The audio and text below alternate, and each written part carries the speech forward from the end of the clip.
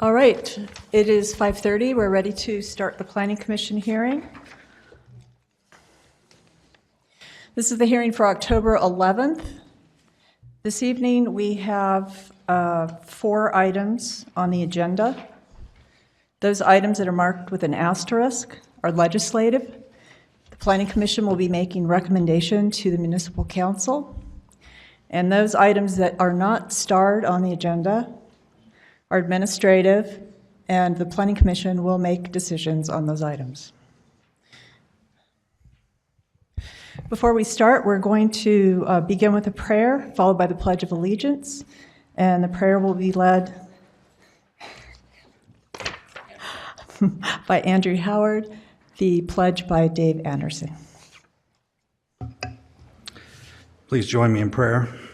Our Father in heaven, we are gathered together as a community and as public servants, and we ask Thee to please bless this meeting, that it might be thoughtful and cordial, and we recognize that we are fallible, but we ask that Thee please bless us, that we will be righteous and open in our decisions.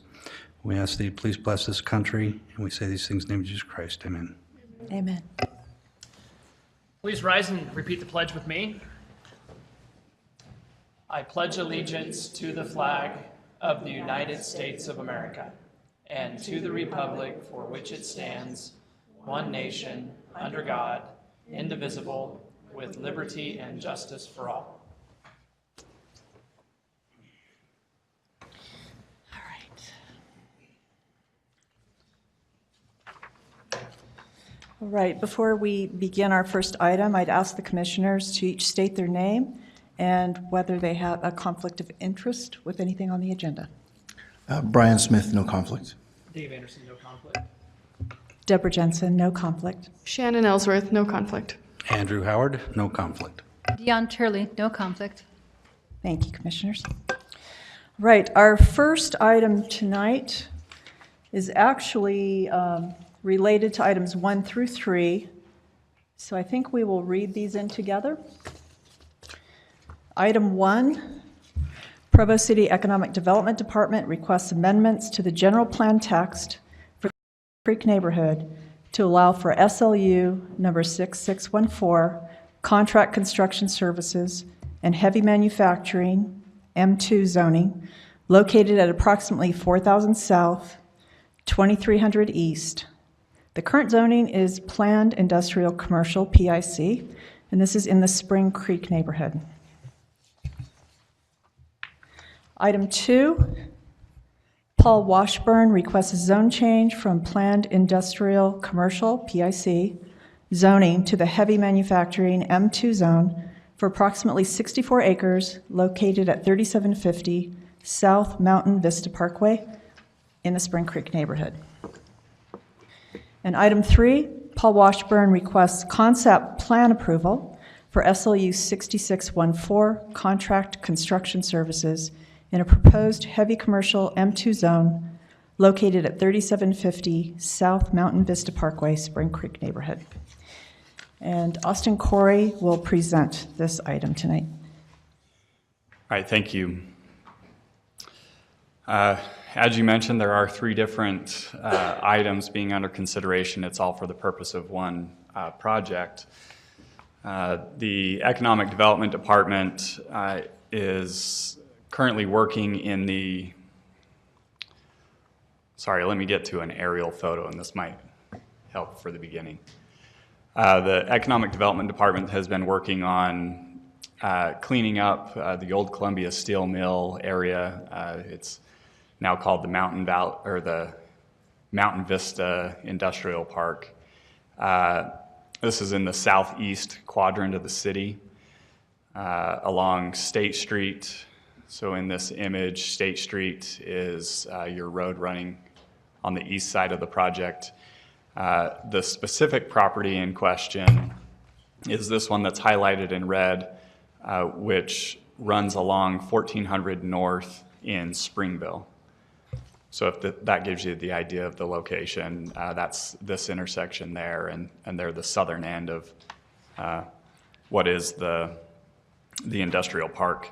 So economic development's been working on selling off individual parcels and facilitating development in that area. The zoning in the area is planned industrial commercial. That zone, the purpose and objectives section of that zone specifically talks about the PIC being somewhat of a higher standard of an industrial zone, more robust landscaping, at least some semblance of some architectural standards, some things like that. The general plan also alludes to what this industrial park is intended to develop like and what the vision of the city is. It talks quite a bit about the impact that this park would have as the southern gateway into the city. So as people enter State Street and drive along State Street there, that's the first thing that they see that is Provo. Hence the reasoning behind the desire for a little more robust of a development. In the case of this particular site, there are some more extensive environmental factors that exist in this southern portion that aren't necessarily attributed to or they're not necessarily as extreme north of this property. And economic development is in the process of engaging in negotiating that land transaction with Sunrock for the project that you have as item number 3. So as part of that, in order for Sunrock to operate in the way that they're proposing to operate and the negotiations for the land sale, they would need to have an M2 zone, which is heavy industrial.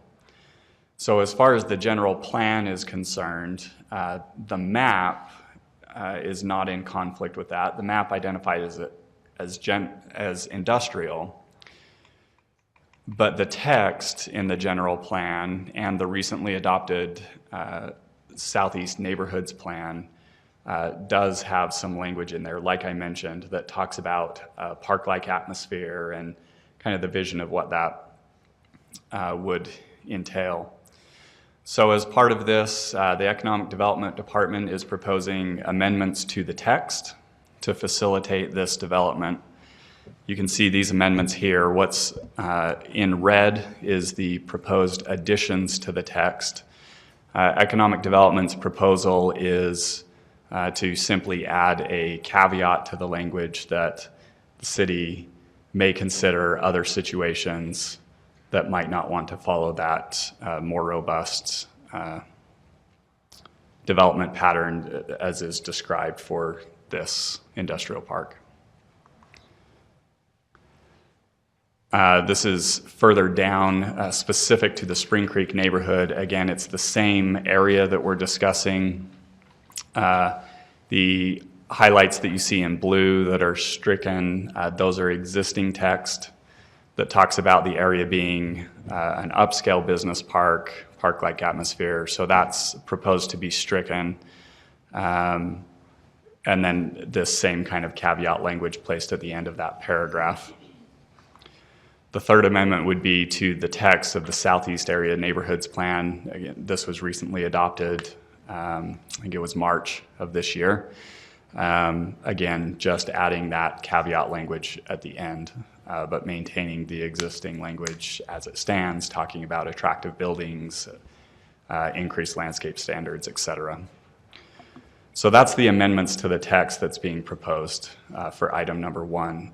As far as the general plan, now there are 2 different applicants that we're talking about, so I don't know if you want me to proceed through the entire project presentation and then you can open it up to both applicants individually, or if you'd like to discuss that one item first and then move on.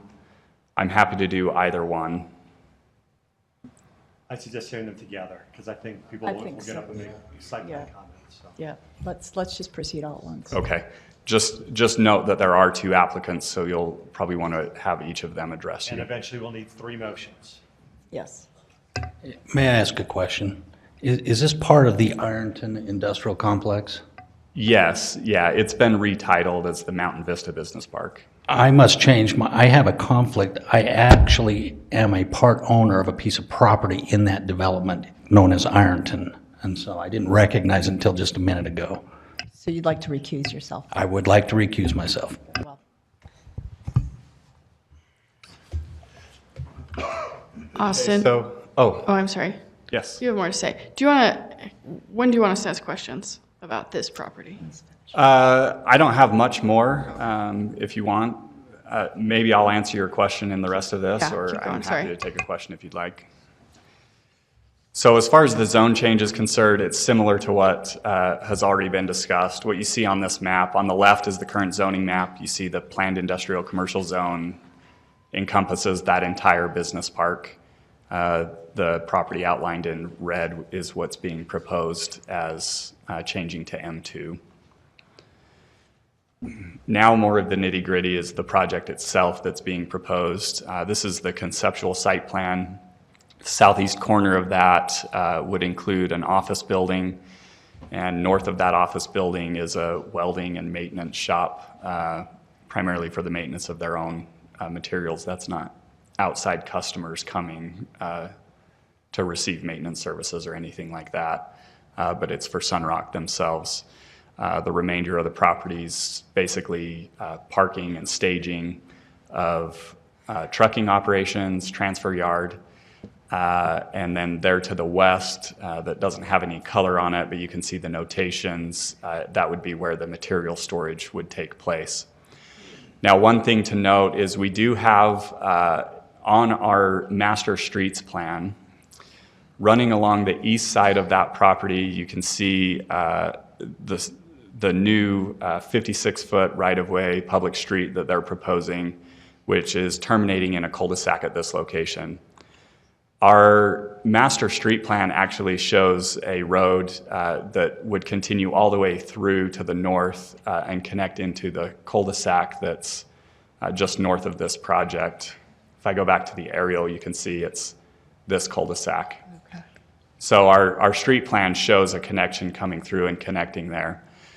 As part of this project, they would enter into an agreement to preserve that right-of-way, but they would not be constructing, and it is my understanding, and I'll rely on Dixon with Economic Development to confirm this, but part of the agreement to this is actually that not only would they not construct the road, Sunrock would not be allowed to run their trucking operation to the north and through the park. So all of the access would go to the south onto 1400 North, or what's State Road 75. So that affects the property in that way. The rest of that is to the west. I think the majority of the details of anything else is in the staff reports as you've received previously. The one thing I will note that is a change since the staff reports have been published is a note in the staff report that mentions ordinance amendments would need to occur in order for Sunrock to operate they are looking to do limited concrete recycling on the site. It was our understanding originally that would require an ordinance amendment. Since that time, we do believe that there is a conditional use process that they could go through. but in any event, there would still be a process they would have to go through in order to authorize the actual crushing operations to occur. So your consideration tonight is for everything excluding that. Anything else would involve additional public hearing. That's all that I have, and I'm happy to answer any questions that you might have. Any questions for Mr. Austin from the commissioners? Yes. Excuse me. I do have a question. I didn't get a chance to get down there this time, but can you describe what the buildings are there to the southeast of that property? So that's Springville, so do we really care? Just kidding. Just kidding. Raise all the dust we want. There is an automotive, they sell vehicles, but I believe they also repair vehicles at the backside, and there's a restaurant right at the corner. And then immediately north of that? North of that and across the street to the east, you can just barely see this. This is actually a gravel operation that's in the county land. And I'm unsure, there is one building right there, and forgive me, but I'm unsure of exactly what's. Rustica. Rustica, that's right. Thank you.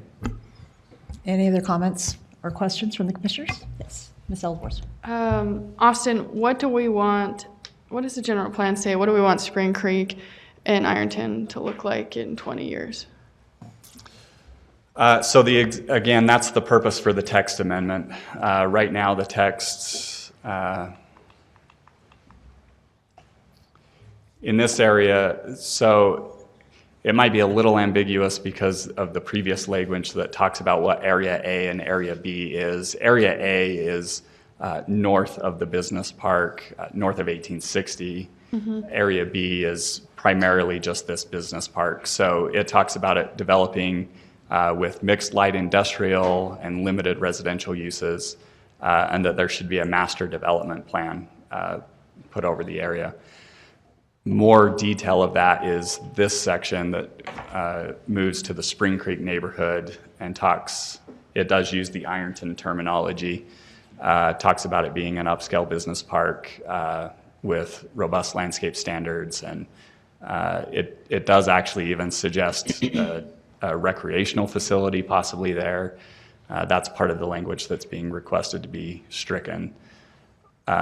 Staff's position is that we'd like some feedback from the council, whether that direction is still applicable, whether they believe that's still the vision of the area, and not only for this particular site, but the park itself, and if not, what is the direction? Yeah. I'm pretty familiar with the area. I worked about a mile from there, and I live about 2 miles from there. And Spring Creek is a pretty unique feature. The water tables are probably pretty high, and maybe Dixon will speak to this, but I think there's like a Brownfields mitigation something grant that Stantec is working on. Can you speak to more of that context of the area? Like, what are we doing on State Street? Is that going to be industrial in 20 years? What's our goal? Yeah, so as far as the existing zoning that's there right now, we have that. The Southeast Area Plan does talk about bolstering at least the requirements for development along State Street. Bolstering like the aesthetic? Aesthetic, yeah, primarily, but more of addressing it as a gateway to the city. So it's not just for a pretty face, but in essence, it's primarily, landscape and architectural standards, some things like that. Gotcha. Okay. Yeah, I just wonder about the gateway feel of this development, and especially striking these really nice sentiments that we had or currently have in our general plan, if we're moving away from a vision that was widely established for that area. What do you think?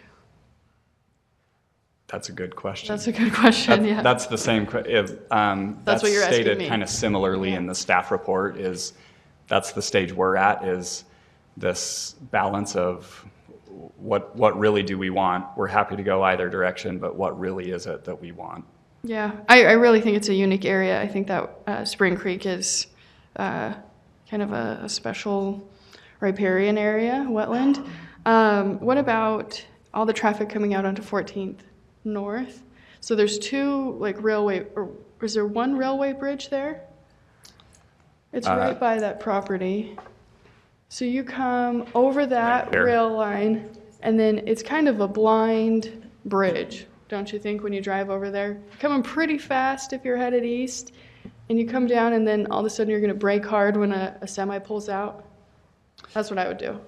Yeah, so that's a UDOT road. Access and permits and everything would be validated through that process. Okay. But this plan is looking to get access on that UDOT road. It is. Now, the benefit with the location that you're talking about, they're pretty well get. Okay. And they're Any other questions from the commissioners?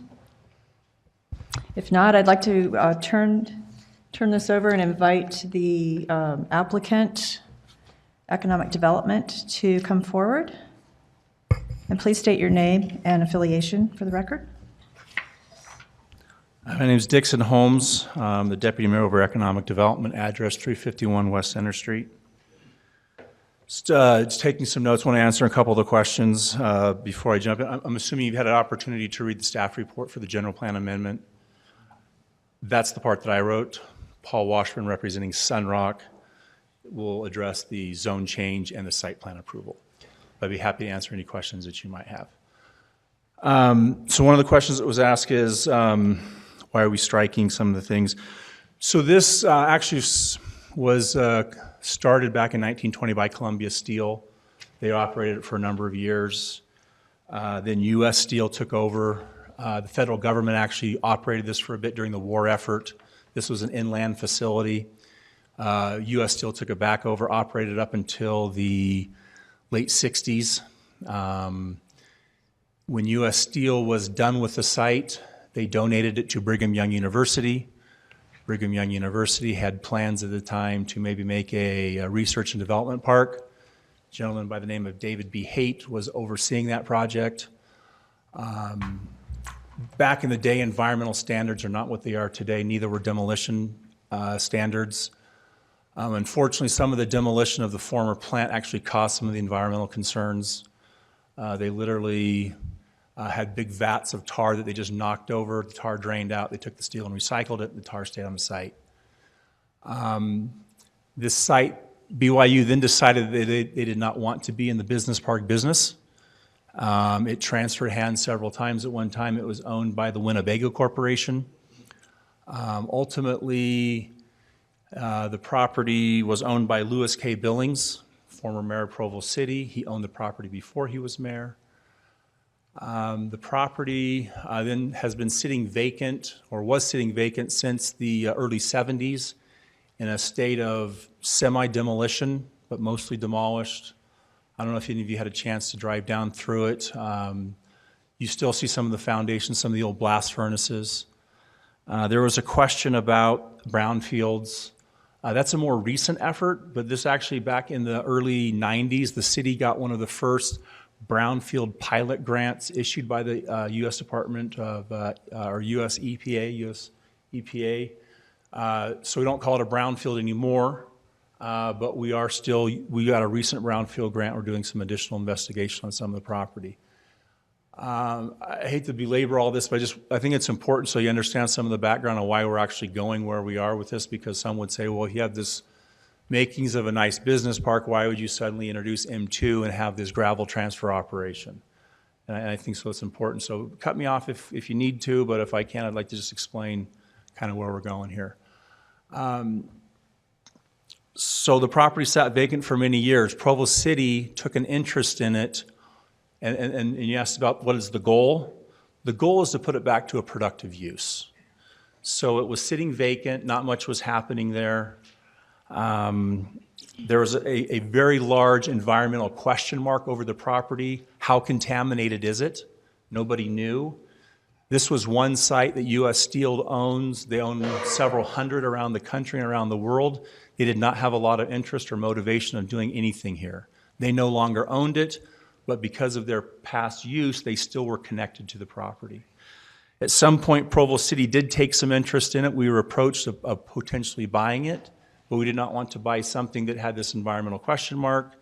So Governor Mike Leavitt got involved, Utah Department of Environmental Quality got involved, and we were able to go back and visit with U.S. Steel and say, listen, if you'll come back and clean up the property, and if we buy the property, as we sell it, we'll pay you back for your cleanup efforts.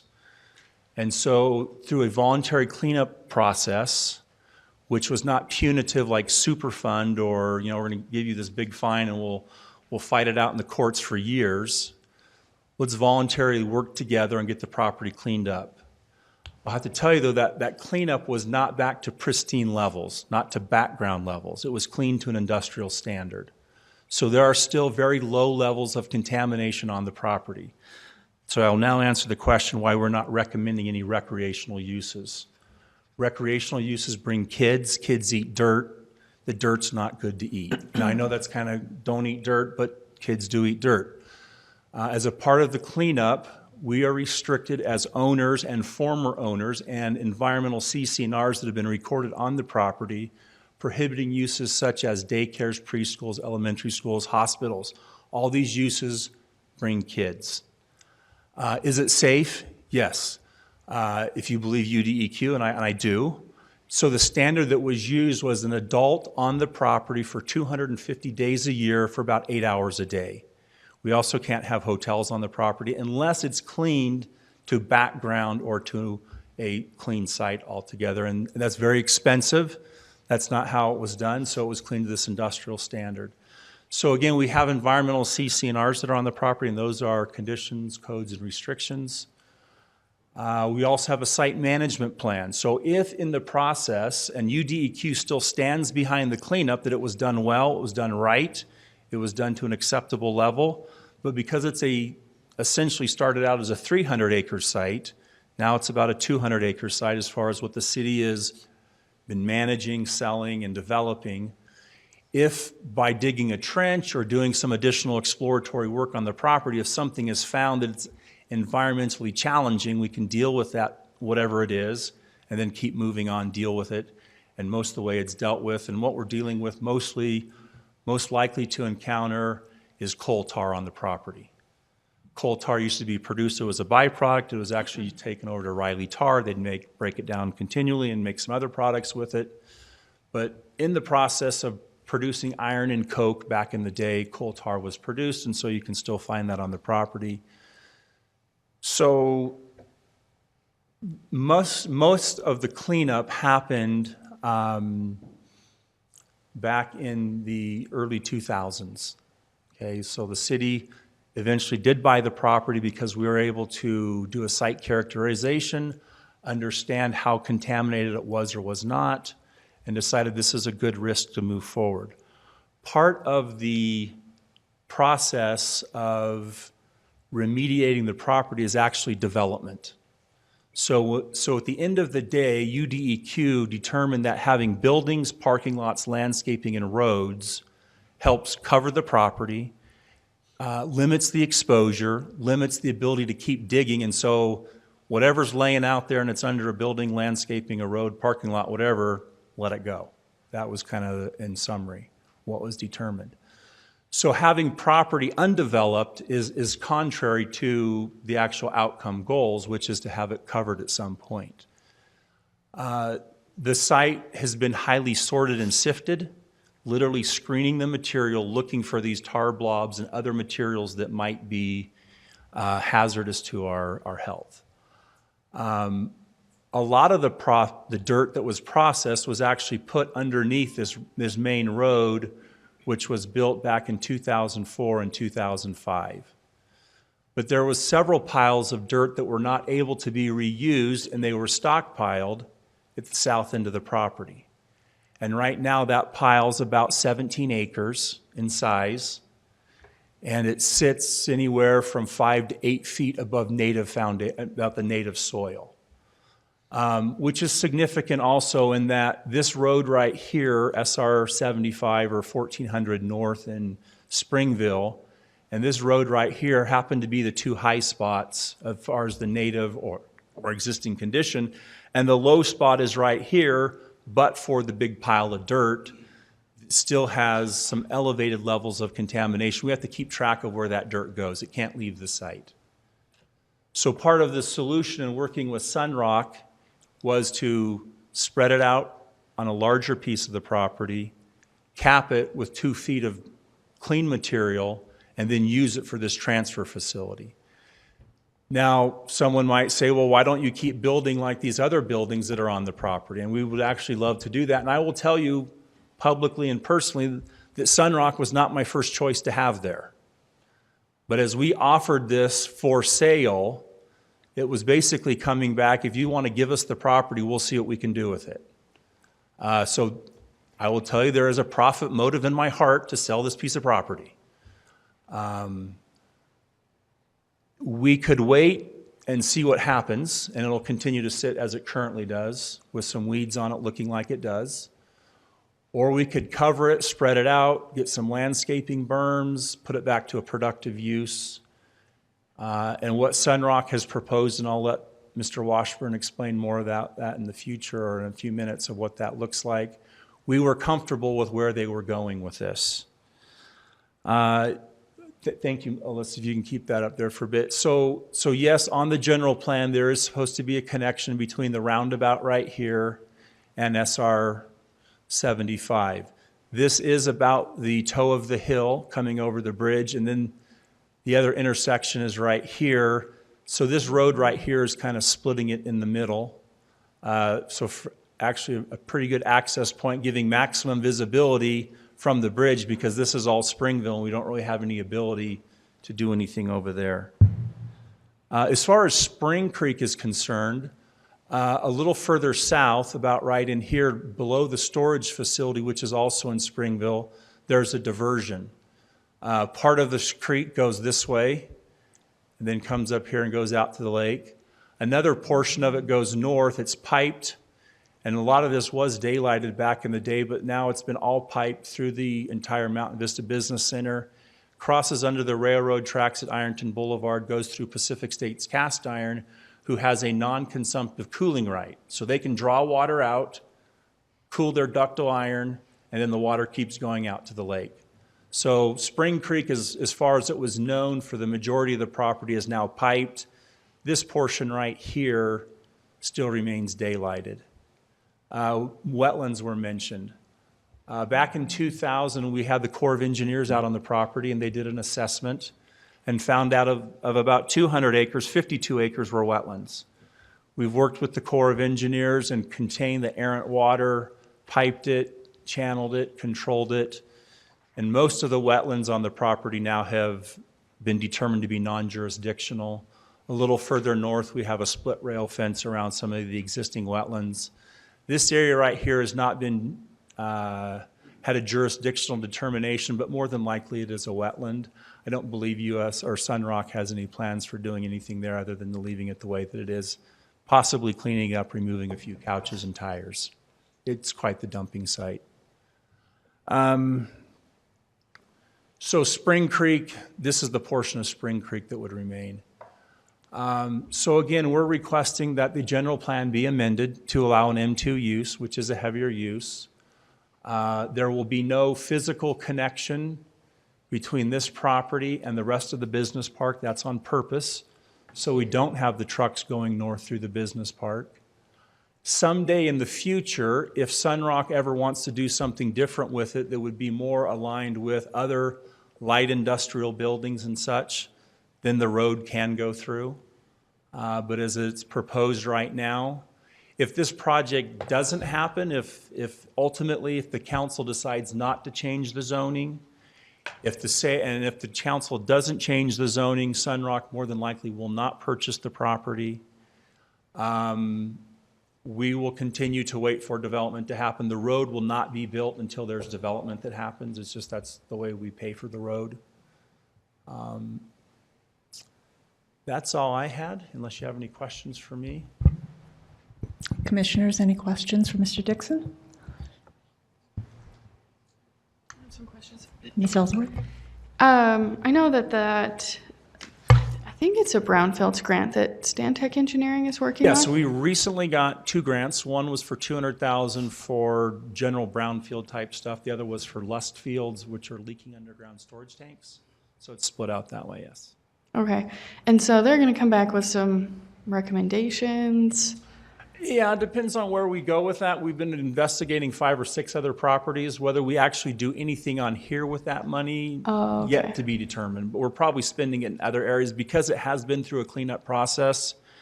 Most of those, the Brownfield grant covers a phase 1 and a phase 2. And as you know, a phase 1 is really a review of the public record. Phase 2 is a little bit of an investigation, which would probably actually be a huge waste of money because we know what's out there. Gotcha. Okay. Another question. You've probably been down around there in Springville where they have those duck ponds, just Yes. a quarter mile from here. Yeah. And for a industrial park, it's pretty nice. It's actually an amenity, right? You see people fly fishing over there, and I don't know what they want, but is this going to fit into that aesthetic, even though it's another city? Are we going to have something as nice that kind of So glorifies there's- the natural features that we have? Yeah, so there's no doubt this is what it is. I mean, at least what they're proposing, if approved ultimately by the council, it is a truck transfer yard. There's no doubt about it. I mean, let's be very upfront about that. And I think Sunrock's been very upfront about that. So they have proposed some additional landscaping. They have proposed a berm, a wall on top. There's no doubt that this is not going to look like Spring Creek. But it may not look much worse than some of the things that are already on their business park, also with the concrete casting company, some of the other uses in the area. This is certainly larger than that. Yeah, I don't know if it'll look much worse than Pack States, which is also across the way. So it's kind of an industrial zone, and while planned industrial does allude to, and Austin's talked about the landscaping, unless the landscaping plans get significantly more strict in the PIC, what you see at Mountain Vista right now is likely to continue to be built. I don't know, Austin, maybe you can comment on that, but this is not going to be East Bay, which is the same zone. That ship sailed about 15 years ago. Now, that doesn't mean that we can't change it and encourage everyone to beef up their landscaping. But as far as the rest of the business park, and I think it's actually for what it used to be and where we're at now, it's actually pretty nice. Again, 15 years ago, it looked like where the big Skeletor graffiti is on the blast furnace foundation. So I Okay. think we're making a stride in the right direction. Is it going to look like the rest of the park? Probably not, and that's why we're trying to create more of a separation between the two. Gotcha. Yeah, I don't want to get in your way because you do good work. No, it's a valid question. It's a policy decision. And again, I appreciate the position of the Planning Commission, you making a recommendation ultimately to the council, but at some point, this will become a policy decision on that level of going with this use or waiting for something else. Right. Yeah, if there's anything we can do to salvage or protect the natural amenities that we have, I'd be in favor of that. Yeah. As well as, putting this to good use and bringing the economic utilization to light. For sure. Thanks, Dixon. You bet. And I have one question.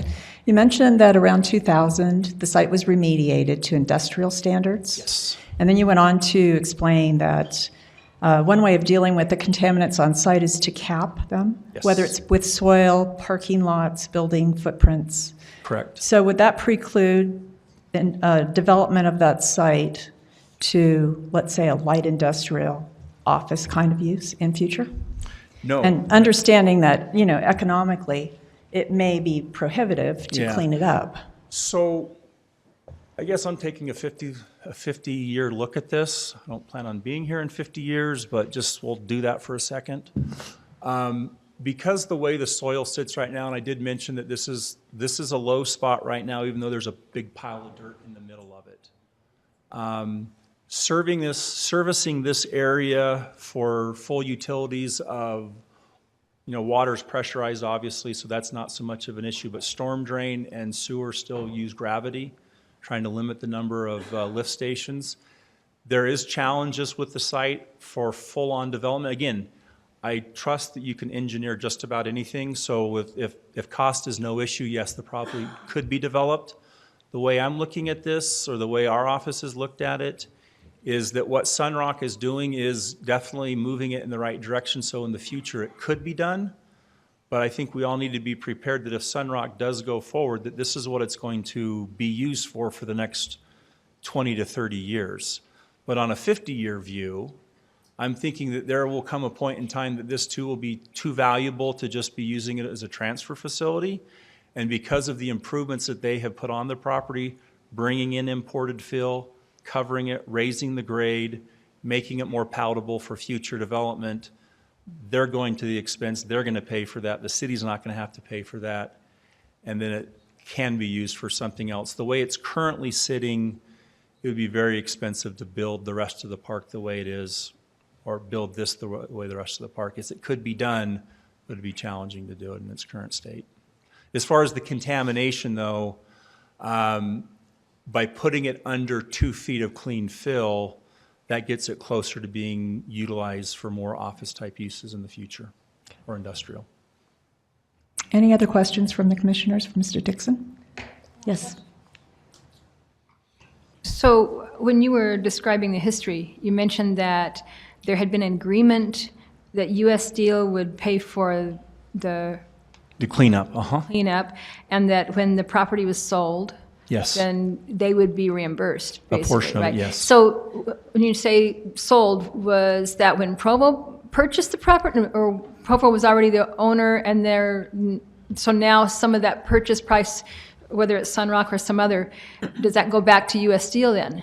Yeah, so just let me give a little more detail on that. So we purchased most of this ground out there for about $3,000 an acre back in the late 90s, early 2000s, I guess it was. Pardon? 96. Thanks, Jamie, appreciate that.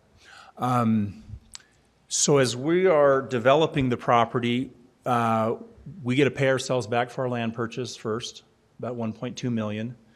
Then the next $850,000 goes to pay back U.S. Steel for doing the site characterization.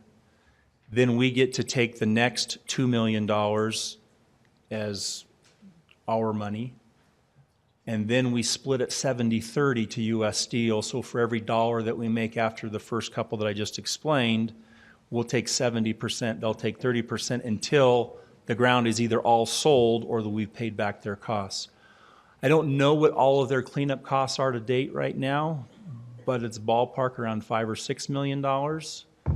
If we continue to sell a couple more pieces of land, including this one, U.S. Steel will be paid back some of their money, but probably not all of their money. So they may not be reimbursed. They may not receive all their money back. And they knew that up front, but they knew they had a better chance of getting some of it back by participating than dragging it out in a lawsuit. So if the city is able to sell this piece, that would go into the formula in paying U.S. Steel back. I take it, though, that the biggest advantage of doing this would be it goes back on the tax rolls, not so Yeah, much so the right now, as purchase long of it as itself. Provo City owns it, it's generating $0. So putting it back on a productive use does generate some property tax for the city, in addition to the jobs and the capital investment. Then the last question was, when we talked about the berm and the fence, and on the picture you have here, that it's displayed right now, we're seeing trees along there, or does that just represent the berm? Or is the berm on a different I'm gonna side? let Paul answer that question. Okay, Yeah, that's more of a site plan issue. I'll let him answer. okay. Can I ask another question? What is your and community development's long-term plan for this area that we can help you implement? What's your objective? End users that need 50,000 square feet of warehouse space? No. Okay, so the long-term plan, again, is to put it back to a productive use, which is development of some type.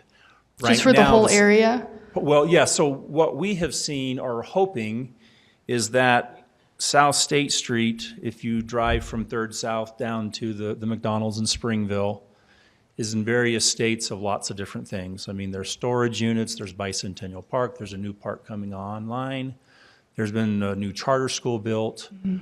We're hoping that by the additional buildings that are being built in this area, that will continue to drive property values. which will then drive investment and have South State Street become better than what it is now. Based on this one being at the if this request were for the very north end of the park, I don't think we would have been recommending it. Being on the south end, and yeah, admittedly, being next to another city in the very south end, if you're going to have a use that's a little less desirable, then let's not have it in the heart of town.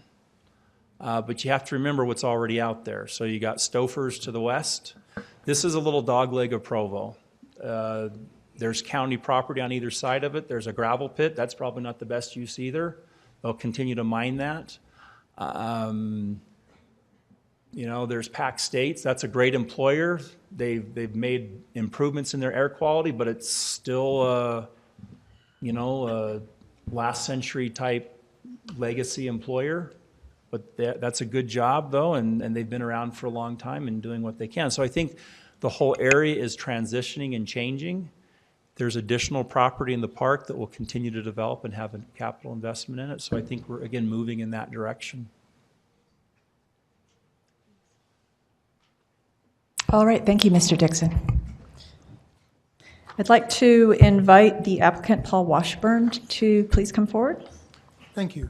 Appreciate it. Want to talk a little bit about the site plan, and I appreciate Dixon's explanation of, I guess, the transition of the property to where it is now. We actually early on looked at the possibility of removing this to a secured facility, and the cost of that right now is between $3 and $4 million. And it's just like Dixon said, that is far more than the property's worth. It just doesn't make sense to do. What we are looking at doing here, and obviously the site here is not a good example, and the one in Springville is not a good example. But over the last 7-8 years, Clyde Companies has gone to a lot of trouble and a lot of expense to upgrade all of their facilities. We have 2 new facilities on 8th North and Orem, the CCI building, which is the Clyde Companies master company. WW Clyde has just built a new facility there. And I think the combined cost of those 2 facilities is a little over $25 million. They're beautiful sites. We plan on doing very similar in this area with the same property. Sunrock is a division of the Clyde Companies. It's a substantial division. They generate sales in excess of $200 million a year statewide. And this will be the main office building for that facility. This one will be a 2- or 3-story building, probably about 25,000 square feet. We want to have it very well landscaped. One of the reasons we have looked at putting the entry right here, and this was after a long consultation with UDOT, on 1400 North, this is one area where they have sufficient right-of-way that we can come in and construct a deceleration lane in this area, an acceleration lane in this area, and still put in a left-hand turn lane there so we don't have much impede on the traffic. We're also far enough away from the bridge that you pointed out. I think we're a little over 450 feet, that there's plenty of room for someone to stop safely after coming up over the top of that bridge. And the 450 is from the bottom of the bridge. I think we're over 1,000 feet from the top of the bridge, so there's good safe distance for people to stop. Purpose of this site is going to be for the office building and for our maintenance shop. Our construction company, we have a lot of equipment, a lot of heavy equipment. We want a safe, secure area where that equipment can be stored, and we need to be able to service it regularly to make sure it's working well. Our intent, we have a large area here that is landscaped, that is under asphalt, and our intent is to take as much of this material here and put it underneath the asphalt as we possibly can. Hoping to get down to maybe the top 5 feet of that material and get it out of there. As we balance the site and level it out, anything that is not under asphalt, we will put a fabric liner to make sure that we don't ever get into that material. It'll be smoothed out, and then we'll put a minimum of 2 feet of fill on top of that. Interesting, you bring up talking about beautifying this area here. I've met out there with Wilfred Clyde a dozen times since we've looked at this property. He absolutely wants that to be landscaped, so when you look down from that over the bridge, you see a well-landscaped, beautiful area. We may have oversold a little bit. We want to be absolutely transparent in that this is going to be a material transfer station. It is, but I want to say kind of. We have pits that service this area. We obviously pointed them out, and we have Pelican Point over in Saratoga area, have one in Salem, we have another one out in Santaquin. It's extremely inefficient to send trucks to a transfer yard and then to a job. In fact, if you do that on a regular basis, you're going to lose your shirt. We don't do that. The only time the material would be put in this yard would be if we had, say, a truckload of material that we only needed a partial truckload to finish work, and we knew we had work coming up in the very near future that would use the rest of that material. In that case, we will store the material on site. But the idea that we're going to have mountains and mountains of soil out here, that's not the case. But we will have material being transferred from time to time. As we get involved in some of the larger construction jobs, and particularly point out BYU, we've done a lot of work up there the last couple of years. A lot of times there's a lot of material that needs to be taken out.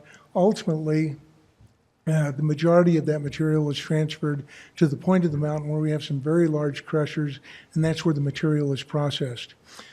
We might do some crushing on site only if we had material and there was a place for it to go immediately in the close vicinity that made it unproductive to take to Salt Lake and then bring back. We currently have a pit that we have been operating in Spanish Fork. Been trying to get the records on how much crushing we have done there over the last 5 years, and it's averaged out to less than 15 days a year where material was crushed. We will stockpile some material as jobs go on. When we come in and do rotograding on city streets, a lot of times you'll generate more material that can be immediately used back up, but typically we aren't going to keep it here unless we know we can dispose of it within a few weeks. The main purpose of this is an office building and a material storage yard. However, we want to be absolutely transparent. Some of these other activities may occasionally take place, and we don't want anyone to come back and say we didn't say it would ever happen. In terms of how we're going to be finishing the site off, from this point up to here, down here, and to the cul-de-sac, there will be a 4-foot berm with a 6-foot masonry fence on top of it. So it'll be 10 feet of security. We want a very secure site, and we will be completely out of sight to the existing neighbors. Our only access, as was mentioned, will be out onto Highway 75 at this point. We won't be putting any traffic into the Mountain View Business Park at all.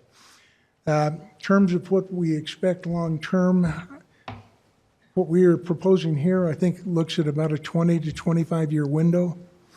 Ultimately, it will probably transition into something else. What I would say is we've got a site that has got some pollution on it. It's one of the reasons where you're talking to us. You probably wouldn't be otherwise. I understand that. But also say that we are probably one of the few companies within the state that is in a position to readily manage the site and to ultimately clean it up. I don't know that there are many others that really are financially stable enough, have a long enough term, and do the amount of volume of work in various places that we do. And so I think we're probably a good bet for getting this area cleaned up. Anyway, I'd like to answer any questions you might have. Any commissioners have questions? Yes, Ms. Turley? My question is about this occasional crushing that could take place. Is it, I mean, I don't know what's involved in it, whether, something comes in and mashes it, or if you've got a big facility that you run the material through. But is this something that sends up a lot of dust into the neighborhoods? I mean, how far? Good question. Okay. As we do crushing, the location it would probably most likely be done is probably in this area. I want to stay as far away from neighbors as we possibly can. There will be a walled facility around it so the sound travels up, not out over the neighborhood. There's crushing and there's crushing. If you talk about crushing material directly out of a gravel pit, there is a lot of dust, no question about it. But you're bringing a lot of native soils in with the crushing. Concrete, there is a very limited amount of dust. It's more than you would have in your backyard hitting it with a hammer. But it's not, you're not going to see plumes of dust or clouds of dust coming out of there. The machine that does it, trying to describe it, I guess if you could imagine maybe a giant dumpster with some hammers that probably the size of this podium come down and hit it and crush it, that's what it looks like. That's a machine that is brought to the site for that purpose, but it's not something that's built there No, to we stay won't have, and then. we won't have permanent machinery there. It'd be just something brought in. Occasionally, you have material, like you say, that's going to have a use in the local area. Gravel, trucking is everything. You don't want to move material any more than you absolutely have to. And when you do move material, you like to use full trucks. And so as we move full truck material down to Provo to use a job, like I say, if for some reason we know we're going to be using that material in the future, we may have material stored on site. As we collect material that needs to be recycled, we prefer to send trucks full back to the pit, not empty. And so that is what would happen with the majority of the material. Occasionally, there would be a time when we may have concrete on site and a use for that concrete in the immediate area. And at that point, we would crush it, but it doesn't make economic sense for us to try and do that, have this as our main crushing facility. It just doesn't work. Any other questions for Mr. Washburn? If not, thank you. Thank you. Appreciate it. Can I ask Sorry. one question? Ms. Ellsworth has a I'm question. sorry. Are there any like noise considerations, sound pollution that would be emanating from this site? Very limited sound pollution. We're in the process of converting the majority of our fleet all over to natural gas. I don't know if you've seen some of our new concrete mixer trucks. If you ever pull up next to one in the street, you can't hear it. They're really quiet, and we're in the process of trying to convert everything over to natural gas. That's going to be a several-year process. We will have trucks coming in and dropping equipment off and taking it off. We typically don't run equipment on site Okay. unless we need to start it as part of the repair process. Almost all of that would occur inside the shop as well. Gotcha. You just don't anticipate like heavy noise or loud noises from like crushing or machinery. Okay. Thank you. And again, we will have the concrete block fence around the perimeter that will also help mitigate any noise. Thank you very much, Mr. Washburn. At this time, I'd like to invite the neighborhood chair of the Spring Creek neighborhood to come forward, please, and please state your name. Mary Miller, Spring Creek Neighborhood Chair. I will let you know that I have spoken at length with Dixon and with Paul Washburn as well as some of those in community development. And, you know, this is certainly outside of the residential area of our neighborhood. But I will say the thing that concerns me most is the language in changing the general plan.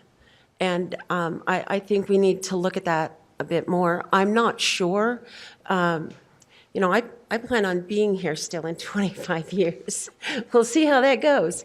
But I think we need to be far more concerned about what comes after than just doing this and saying, well, you know, we're safe for 25 years. Well, that's great. So I think we need to refine the language that is proposed for the amendment. I'm not sure completely if this serves the public purpose. I think it's exciting to see what's going on down in the southeast area, to see the gateway to the cities start to take shape and just bloom. I mean, it's wonderful. Every day there's some other little thing somewhere, you know, and now with the park coming, there's a lot going on in the neighborhood. So again, I would just ask you to consider very, very carefully what comes after and how that wording, I think to lose that upscale word is a concern for me. So if we could find a way to make M2 heavy industrial more upscale, I would say let's do it. But again, if you would just seriously take, well, not seriously, but genuinely consider the language that's going to be in there, if it is indeed granted, and then again, what comes after. Okay? Do you have any questions of me? Any questions from the commissioners? Okay, thank you. Thank you very much. Okay, I would like to invite any other neighborhood chairs who are present to come forward at this time. I just add one other thing, and I should have mentioned it early. Mr. Washburn? We're going to be doing kind of a three-way shift with some of our equipment, but as this project, if it's approved and moving forward, this site where we have the storage of equipment, that will all be vacated and is going to be sold to a third party. So that will all disappear. Thank you. Are there any other neighborhood chairs who would like to come forward and comment on this item? If not, I'd like to open this up to the public. I think we would like to limit comments to 3 minutes. Thank you, Alyssa. And as you come forward, please state your name for the record and your address. I guess I'll go first. My name's Jamie Evans. I own Evans Grader and Paving. I live at 2068 South Mountain Vista Lane. Couple of things. I own the gravel pit. So you know my operation, I'm sure. You've seen it there. One day it will be gone and it will be developed. It probably won't be in my lifetime. It'll probably take a little bit longer than that. The first thing, I crush concrete, and the concrete does generate the most dust. I'm sorry, I would have to disagree with Paul on that. First I want to back up. Dixon has done a great job in the industrial park. So I'm in a catch-22 situation here, because Dixon's done a great job, and I've worked with Dixon, and he works hard for the city. And Sunrock is the Clyde companies do a great job in our community. And I followed their model when I built my company. And so they have done a great job. So I'm here opposing them as their friends. And so I don't have any access to grind. They are good competition. They always have been, and they're good people. But in saying that, I own 80 acres that I will end up being the last part of the development of this park, which is along State Street. When the rest of this gets developed is when I will be done, because I'm waiting till the end, because the highest best use will happen along State Street, and I own the 80 acres there. I was hoping for more like what David Hall is building in the industrial park. And David's son's here, but I couldn't contact David today. I don't know if he got contacted for what's going on. The building, the shop, all of those fit into it. The problem is the concrete crushing and recycling. I know the market. This is, if I had this property, even if I'm a good neighbor, if you'd like me to talk about numbers, I pull in 500,000 tons a year at my gravel pit that I recycle. That's how much dirt I pull in. I run an operation of $5 million. Sunrock's around, their excavation is over $100 million. Now I'm telling you, the best gravel in this valley is underneath University Mall, underneath BYU, All of the area of Orem is the best gravel in town. It's the best. It has all the houses on.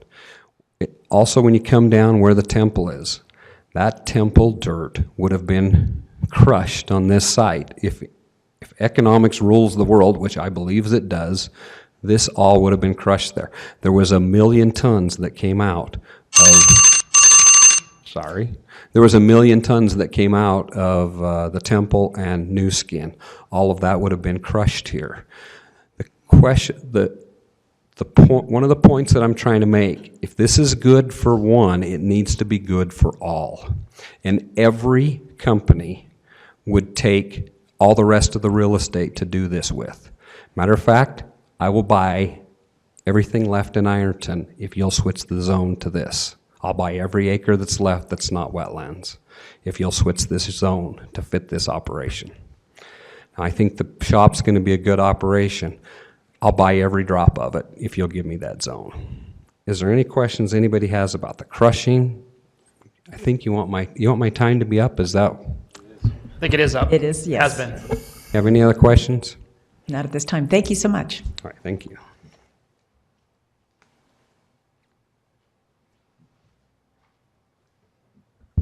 Steve Hall, Draper, Utah. I am president and owner of Vanderhall Motorworks. Do you mind if I pass this rendering out to you guys? It's fine.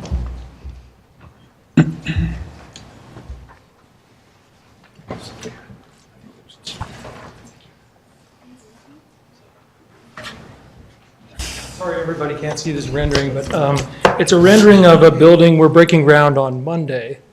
We're going to have the governor there. A lot of people are going to be there. And I found out about this about 3 hours ago. Just to the south of this proposed, and let me state, I have nothing against Sunrock. They have every right to put that in. Where I have a problem is why are we down zoning? It makes no sense. I have a lot higher vision for this area. I'm building a 7-phase, 1 million square foot building directly next to that. And I have a problem with the particulates. We have paint booths going in. We have $500,000 thermal formers going in, 4K lasers going in that are a little more sensitive. We're a little more like Stofers where we cannot have. Now I understand Jamie's pit, he was there in the beginning, so we can't do much there. That generates a lot of dust. I can't have more dust in the system. It just won't work. So all I'm asking is don't D-zone. Don't down-zone at all. We cannot have M2. I just found out about this, and this can totally change our perspective on this land. I have all the land under contract for all 1 million square feet. So this is a big problem for me. Do you guys have any questions? Thank you, Mr. Hall.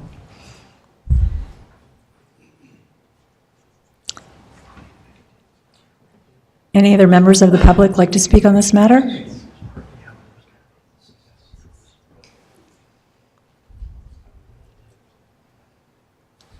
Good evening. I'm Steve Turley. I own the property that's on the southeast corner of that area up there. It's this area right here. I don't own these developed areas there, but I own the building that So Delicious is in case that landmark is familiar to anybody else. The question that you guys are challenged with today is this the best step forward? And I'm here to, as a neighbor, plead to you that it is. As Mr. Holmes went through all this discussion about this area over here, we're talking about going on half a century when that has sat idle. My fear is that without a good step forward, we could be looking at this in decades to come. I'm thrilled at the opportunity to have this gateway to Provo start looking like Provo's got something going. I live just up the street, and people talk about that part of town, and I'm tired of it being that part of town. I'd like it to be the up-and-coming part of town, and a development, a use that's moving this forward is good for all of us. It's good for Provo. So anyway, it's an investor confidence situation, and there's plenty of industrial uses down there. and the alternative is to do nothing. And I'm particularly not thrilled with that. We are actually in the municipality of Springville, and so there's nothing that we can do necessarily to benefit Provo. But it's a gateway. It's a gateway not only to the north part of Springville, but it's a gateway to the south part of Provo. And I hope we can move forward. And if there was ever to be a more responsible company, I'm at a loss. Sunrock has been a major contributor to the economy of not only our local area, but our state as well. And if there's anyone that's going to be able to do this responsibly, it's going to be Sunrock. So I hope you give that positive consideration as you do your deliberations. Thank you. Thank you, Mr. Turley. Are there any other comments from the public at this time? If not, I will turn this back. We'll close this for public comment and turn it back over to the Planning Commission for discussion and/or a motion. And we'll need to do the motion in 3 steps for 3 different items. Mr. I think this is a great thing, the combination of uses that are being discussed with this proposal, where you've got a lot of truck traffic, you've got some recycling with the crushing and that sort of a thing. It's really, really difficult to cite those uses in any community. Nobody wants to be next to a crusher. Nobody wants that kind of truck traffic going through their neighborhood. And in this case, the properties, I understand that it's part of the bigger business park, but at the same time, it seems to me that it's somewhat disconnected from the rest of the business park. I think just from Provo City's perspective, having literally all of the traffic from the facility enter and leave the property via state road that is going to be maintained and cared for by the state is great. You don't have traffic therefore going through any neighborhoods or the rest of the community. I almost feel for our neighbors to the south, if there are any adverse impacts, as I see it, probably just come from the volume of trucks. And, really that's going to be more of a Springville issue than a Provo City issue as I see it. So I recognize that this is not a use that everybody wants to have in close proximity to them, which is really why I think this location's ideal.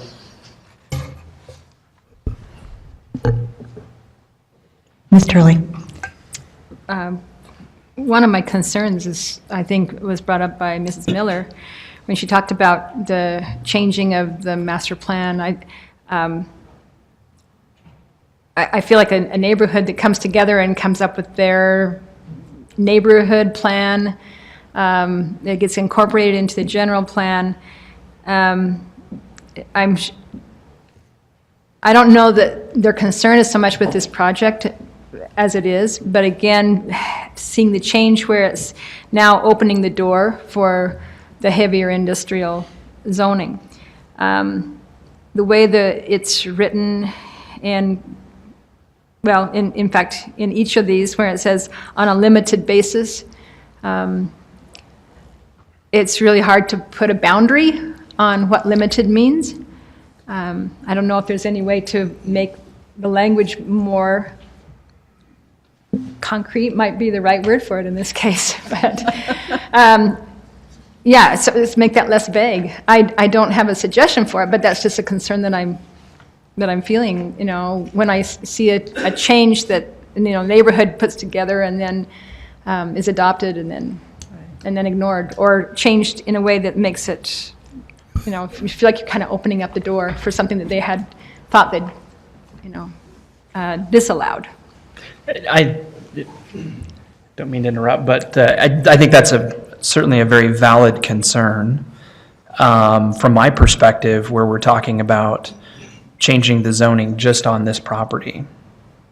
And, from the perspective of, any other uses in the area, in that business park, being able to be similar to this, they'd have to go through a process, they'd be scrutinized, they'd have to measure up to whatever tests or economic development folks. Kind of wish Dixon was, and maybe he could help kind of talk to just sort of the idea of what might happen from his perspective if somebody wanted to to maybe change the zoning on another property in the business park to be able to have this use there. I guess from my perspective, like I said, I view this site as kind of unique to the rest of the project. I certainly wouldn't want to see this type of use really anywhere else.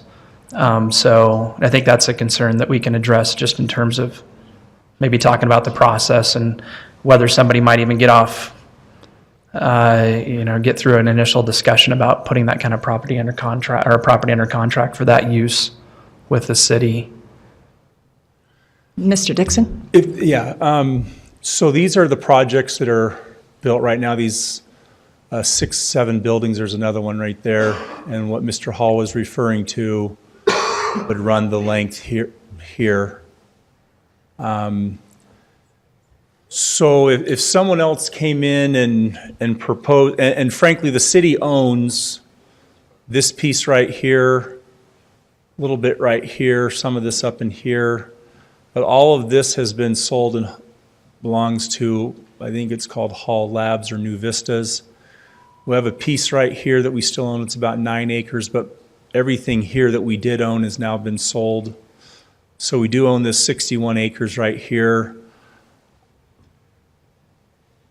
The other properties are still challenged, but not as much as this one. This one is still very challenged, but mostly because of the former industrial complex, the large deep foundations. We have some of that up here too. I would not anticipate or encourage or even recommend that I would recommend that we stay with the PIC in this area.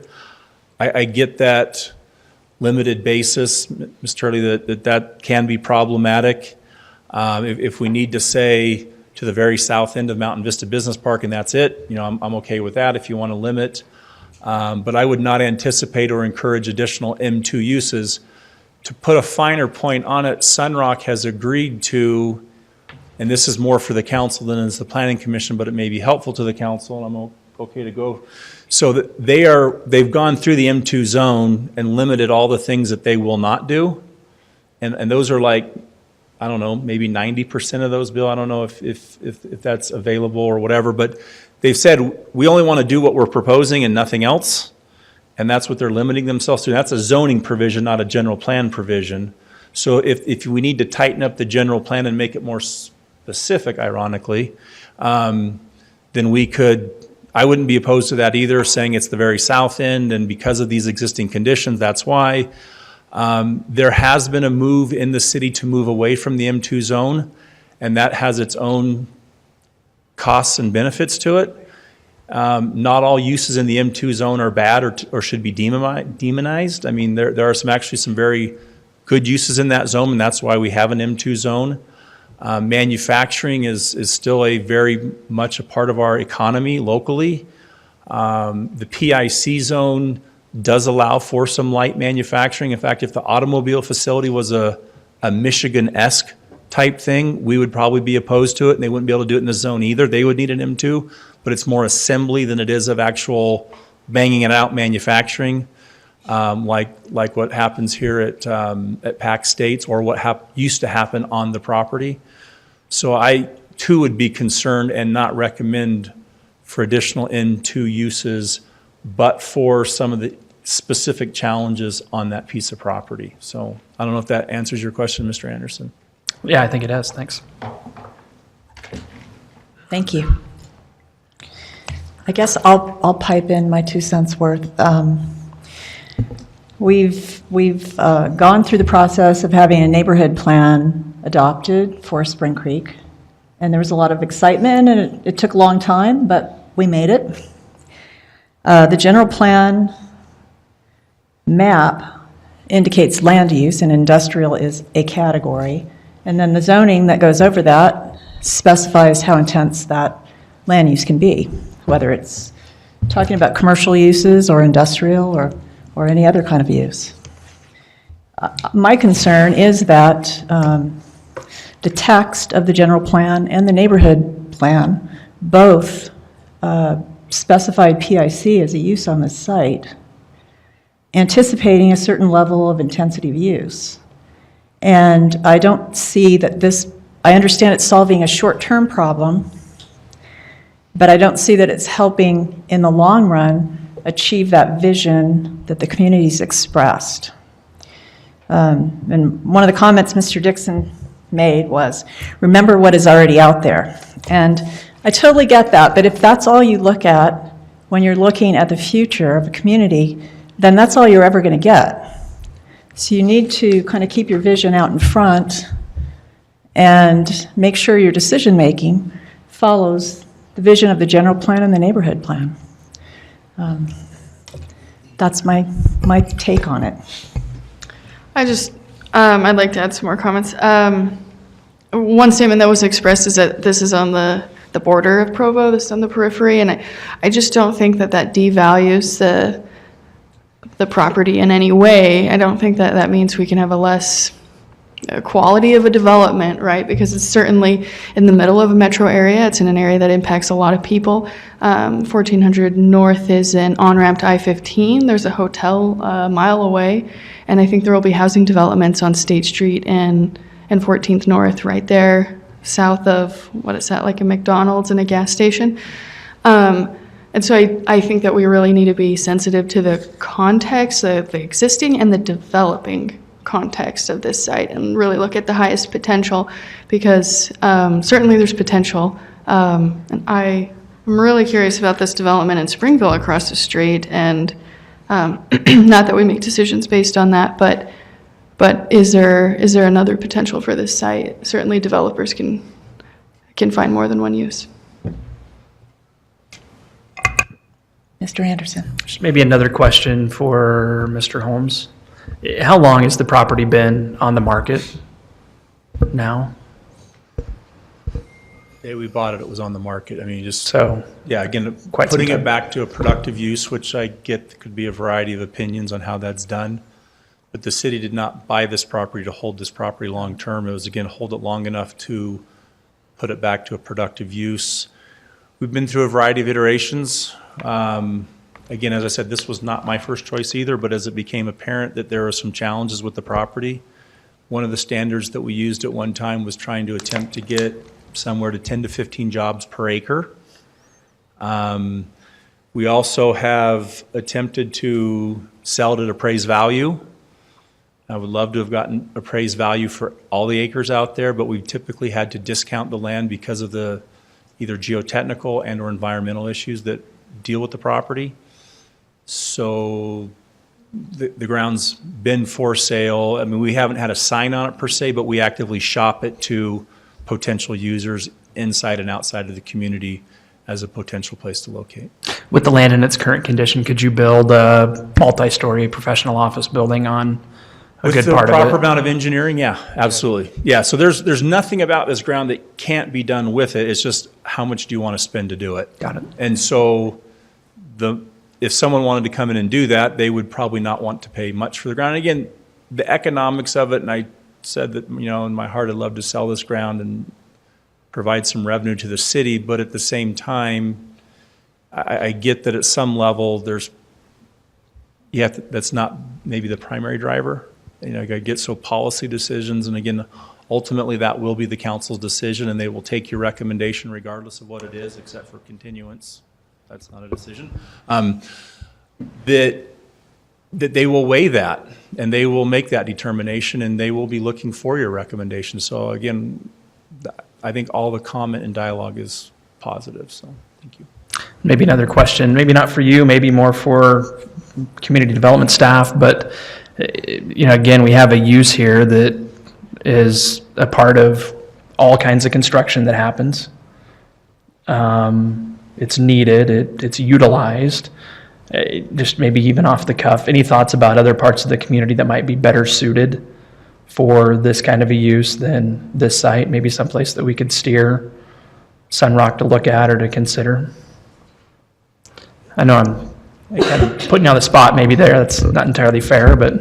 Yeah, I mean, we could probably identify some very generalities, but off the top of my head, I can't just give you any specifics on that. We'd have to research and look into that. That might be likewise kind of, I shouldn't say kind of, but a question that maybe Mr. Washburn, have you looked at other sites in the area in Provo or anything like that that might be suitable for what you're working to do? We have looked at them. One of the problems that we have with most of the other sites may be available, obviously size is a big part. We need probably a minimum of 55 acres to be able to accomplish the things that we need to do. When we exclude the wetlands here, that's about the size we have.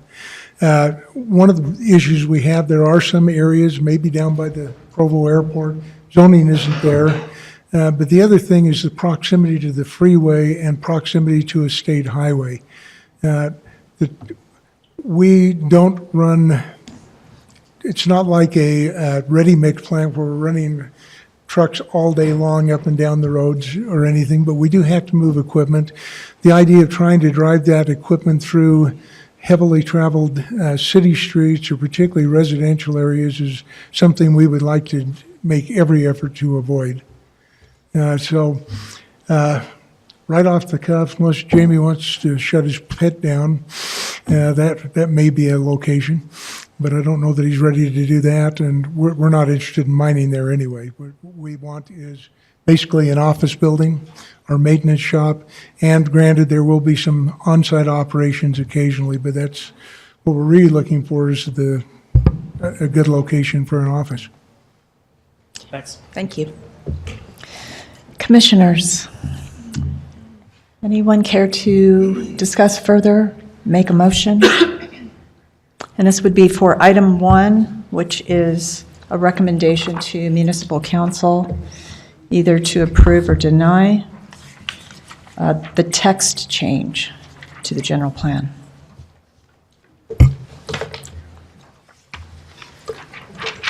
Mr. Smith. My only comment is in the language as it exists, where it reads upscale business park. To me, that seems more like the business park north of Riverwoods. It doesn't seem like upscale really fits what's kind of in the south area right now, or maybe even in the near future. So I think that coming out is not untoward. On the whole, other than offering this up to have Springville buy it from us and pay for, excuse me, and pay us for what we could potentially make from it over the next X number of years. I see that this is an appropriate use, and I would probably be in favor of the general plan amendment and the development. Ms. Ellsworth? If we're just talking about the general plan text, I think I would be opposed to reshaping it because reshaping it and removing this language would change the character of all future developments in the area, not just this site. So I want to make this feasible for this developer, but I think we're also lowering the bar for the whole area. Ms. Turley? I can understand the reason for maybe removing upscale, but I don't know why it would be necessary to remove the park-like atmosphere, the city looking for an anchor project, those other kinds of things, when that's the sort of thing you're still looking for on Mountain Vista, for example, or other places. This particular parcel, I guess, this particular piece that we're talking about, I can see something like this going in and not stopping the other parts of Spring Creek neighborhood, that Ironton area from being developed the way this is written, the blue section there. Does that have to be removed in order to go forward? No, not necessarily. This is what you have before you is the applicant's proposed language.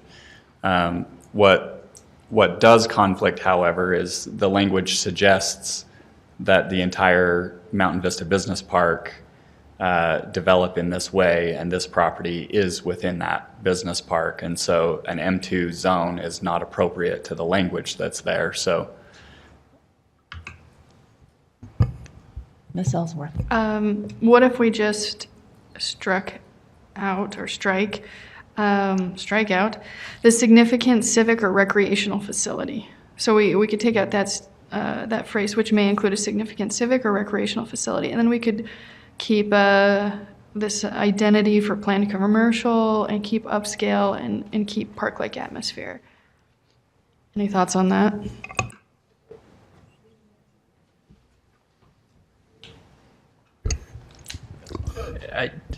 Would that add to any perceived conflict of this use locating at that site? I mean, I guess that's just what does park-like atmosphere mean? As I've been, I think it's Mountain Vista Parkway or whatever the street is, relatively new one there. The new developments look great. It's typically, I think, tilt-up concrete buildings though, parking lots. And I haven't seen much built to date that is kind of like the project that you referenced in Springville. It's more of like a campus kind of a development, big swaths of open space, water features and that sort of a thing, which I don't necessarily see happening here. Therefore, I guess that's maybe partly why I don't see this proposal as being as much of a conflict with the project or the other parts of the project to the north. Any thoughts about, I mean, we're just talking about nomenclature and language and. yeah, I think a lot of the discussions and debate you're having are the same ones that we've had prior to this. And really what's in question is the policy decision of what really is it going to become and how do we want to get there? So without directly answering your question, I guess. Did I see enough? Yes, we've had the same debates. Did I see 430 trees somewhere on the project plan?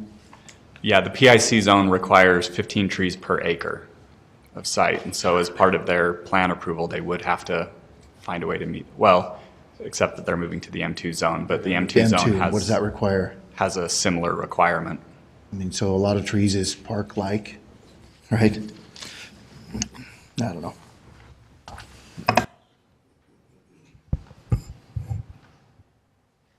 Further discussion, motion?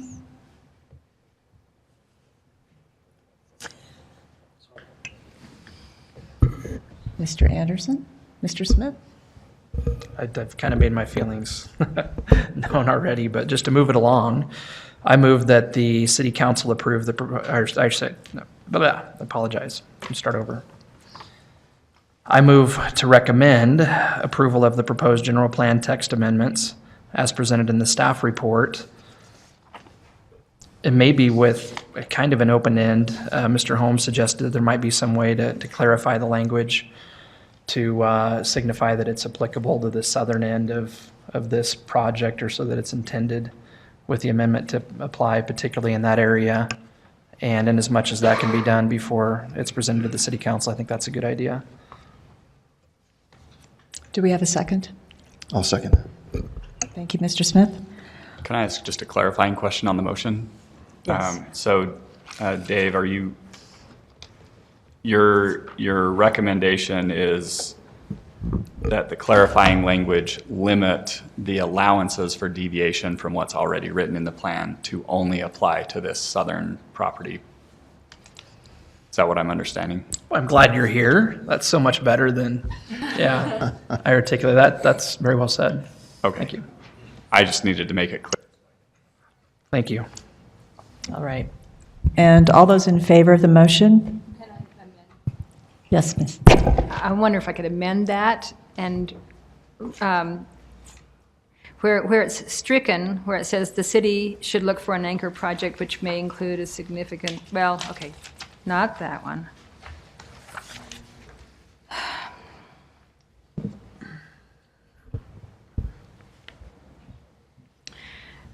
Okay, the city should look for an anchor project to establish.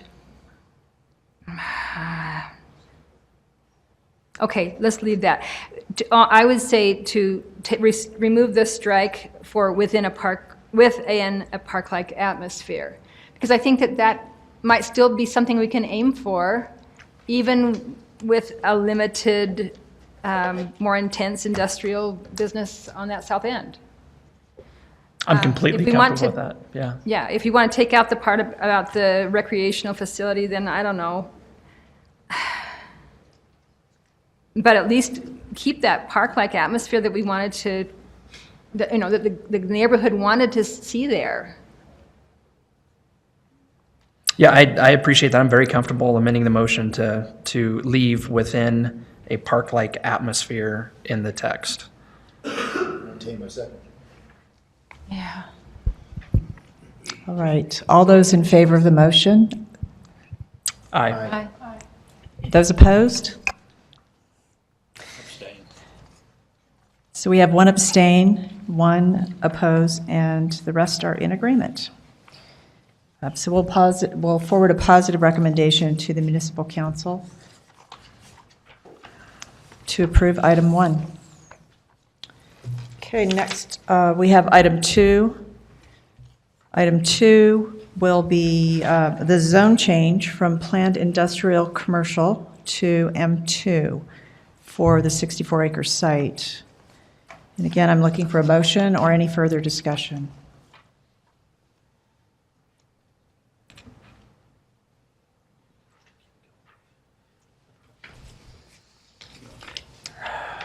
And just to mention, so again, I feel really comfortable with this. This is what's going to impact this particular property and maybe help make it distinct from the remaining part of the business park, just changing the zoning here. So I move that we recommend approval of the proposed rezoning as presented in the staff report as it currently stands.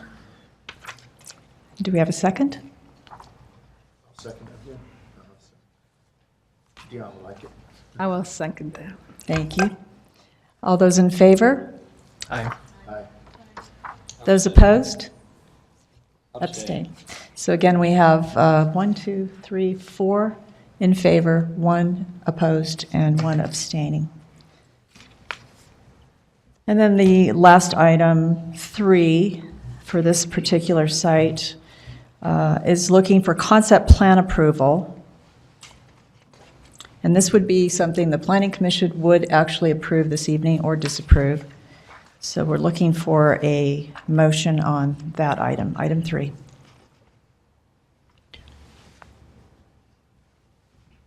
Ms. Top. One of the things that I appreciate about this plan is the thought of doing what they can to mitigate the environmental problems that are in that site.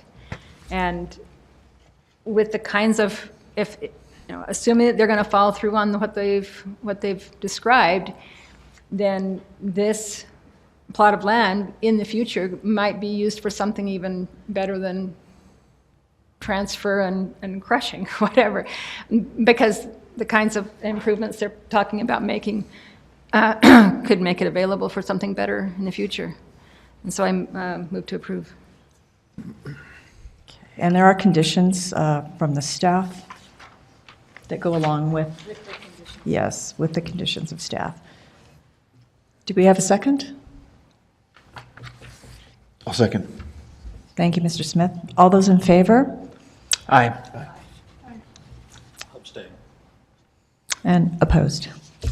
So again, we have 4 in favor, 1 abstain, and 1 opposed. Right. Right, our next item is item number 4. This concerns the Southwest Committee General Plan Land Use Map Amendment, and will be presented by Mr. Pepperoni.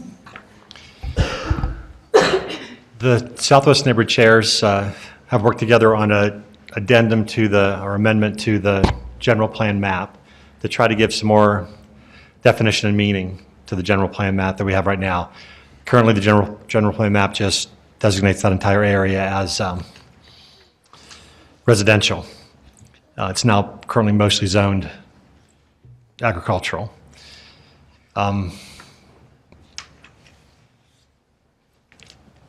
Go ahead and put up the map. The map that was submitted to the staff, we had a couple questions or concerns on that I'm sure the neighbor chairs will address. One is that a large portion of the area is designated as agri-neighborhoods. That's not a term that we have defined in our general plan or in our zoning ordinance, and so we would need to have some kind of definition of that or better understanding of that. As it stands right now, somebody could come in with a large subdivision and have a 5,000 or 6,000 square foot lot and call that a neighborhood garden, and I wouldn't know if that qualifies as an agri-neighborhood or not. Another thing that could use clarification is that this area that you see me highlighting on the map shows on the map that we were submitted commercial or high-density residential. High-density residential has a specific meaning in our zoning ordinance, and that's up to 50 units to the acre. So I'm pretty sure that's not what they meant there, because that area by itself could produce 65,000 dwelling units. All of our capital improvement planning would go out the window with 65,000 dwelling units out in this area. So again, I'm sure they'll provide some clarification on that. I believe the map that is on the screen has some additional trail space than was shown on the map that you have, and I'm sure they'll explain that also. The only other concern that we would have as a staff is that according to this, there's an awful lot of land that's shown as possible future commercial land. Currently, we have this property right here that's already zoned commercial. That's the property where the Smith store was going to go eventually. And that's been zoned commercial, but it's never developed commercially. On Center Street, we also have other commercial zones that are underutilized. We've been told by commercial users the thing that's holding it back on the west side is rooftops. With as much property as this shows as commercial or potential commercial development, we wonder how much residential that removes or takes off the table, and if that then works against us ever getting commercial on the west side. So that's something that I think we should talk about in more detail or think through. Anyway, there's the only, I'm sorry, one other issue. The largest limiting factor for development on the west side is sanitary sewer. You've been involved in discussions over the last year about the need for a new lift station in this area, and plans are underway for that lift station. Construction will soon be underway for a new lift station. That's only one of the limiting factors on development in this area, though. Even with the new lift station in place, we still have another limiting factor of about 600 connections left for sanitary sewer for the foreseeable future. Some major infrastructure decisions have to be made for us to go over those 600 connections. Right now, with plans that have been submitted to the Community Development Department or meetings that have taken place with us and plans that are on drawing boards, represent 1,100 dwelling units. So what's actually in the pipeline exceeds the 600 by, we probably have 700 to 800 in the pipeline. So that means submitted to the city. Because we have such a strict limitation on how many more units can be built, staff's opinion is that we should be very discerning over what projects would get those connections. Something that doesn't seem to be good for the neighborhood, it doesn't seem to be good for the city, we would ask the question, is it really worth us giving connections to a development such as that? When it relates to infrastructure limitations, Dave Graves, our city engineer, is here. He's much more informed than I am, much more articulate than I am in explaining those issues. So if you have any questions about those things, he would be happy to answer those. That's all I have in the way of a staff report. Questions? Mr. Anderson? The 600 connections, that's limited to like the area that we're seeing on this map primarily? And that, is that a limitation at the plant? Is it? It's a limitation on, Dave, why don't you come on up to the microphone? But my understanding, it's a limitation on getting sewer to the other side of the freeway to the plant, to the processing plant. Let me pile on to that question, because you might be able to address it all at the same time. A couple months back, there was a development that was brought forward that was denied or recommended denial because of the inability to handle waste and things like that. And there was a study that was going in, or that was happening, the results were supposed to come out in September, October, I thought. Is that out? Is it finished, or is it still yet to come out? That study pertained to the lift station, but Dave can answer that. Okay. Yeah, so there, as Mr. Pepperoni has indicated, there's a couple of issues, and probably the significant issue that has been discussed with most of the development has been about the collection system and the actual ability for any of these developments or any of these properties to have a gravity flow system, to collect the sewer from those developments. The secondary part of it has to do with the 600 connections, and that's actually the transmission of that collection system to our treatment plant. And so currently there is a 36-inch sewer line that transmits all of the sewer on the west side of Provo to the treatment plant that crosses I-15. And the limiting factor is approximately 600 additional units of capacity within that 36-inch sewer line. But today, the plan is to move forward to build a lift station to serve this area. Is that right? Yes. Yes, so. I assume the lift station would be able to accommodate a lot more than 600 units. Yes. The lift station is actually being constructed to ultimately service the entire west side that isn't currently able to have gravity flow sewer. Okay. And so we currently have a consultant that has been doing work on designing the lines to run to the lift station. We're anticipating somewhere near the end of the year to have that design completed and then construction started, shortly after the first of the year. One of the things that has been kind of driving the time schedule on that facility is Duncan Aviation and a commitment that the city has in order to provide sewer service for Duncan. Yeah, how many connections do they use up? How many connections will Duncan Aviation use up? They're going to use up all the 600. That's the 600 is over in addition to the Duncan Aviation. So when we talked about the study that was going on, I remember looking at the map. Sorry. And the map kind of had a line coming all the way down from the new Provo High School and then across the southern end of the west side. And so that one lift station will handle everything new out there? Yes. Yeah, so what we're actually doing is looking at a system. Initially, a few years ago, the thought was that this transmission line would run up Geneva Road and everything would run to Geneva Road. About a year ago, we started looking at putting that in the new Lakeview Parkway corridor to be able to gravity flow more of the land out there and eliminate several of the smaller lift stations that we currently have on the west side and combine them into this one larger lift station. So any plans to address the bottleneck that has the effect of creating that 600 unit ceiling? We do. Several years ago when I-15 was reconstructed, we actually had a parallel 36-inch sleeve placed under I-15. Okay, and so right now that line is sitting there. It doesn't connect east to the plant or west to any facilities.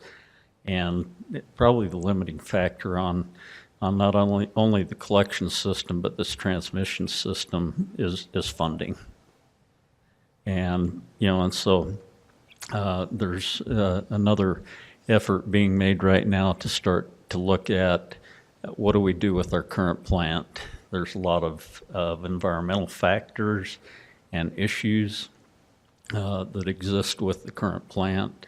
And so probably over the next few years, we'll be looking at, do we try to again, route everything to the existing plant and ultimately rebuild that existing facility, or do we build a new facility out on the west side and kind of change the dynamics and the direction for where the sewer's flowing?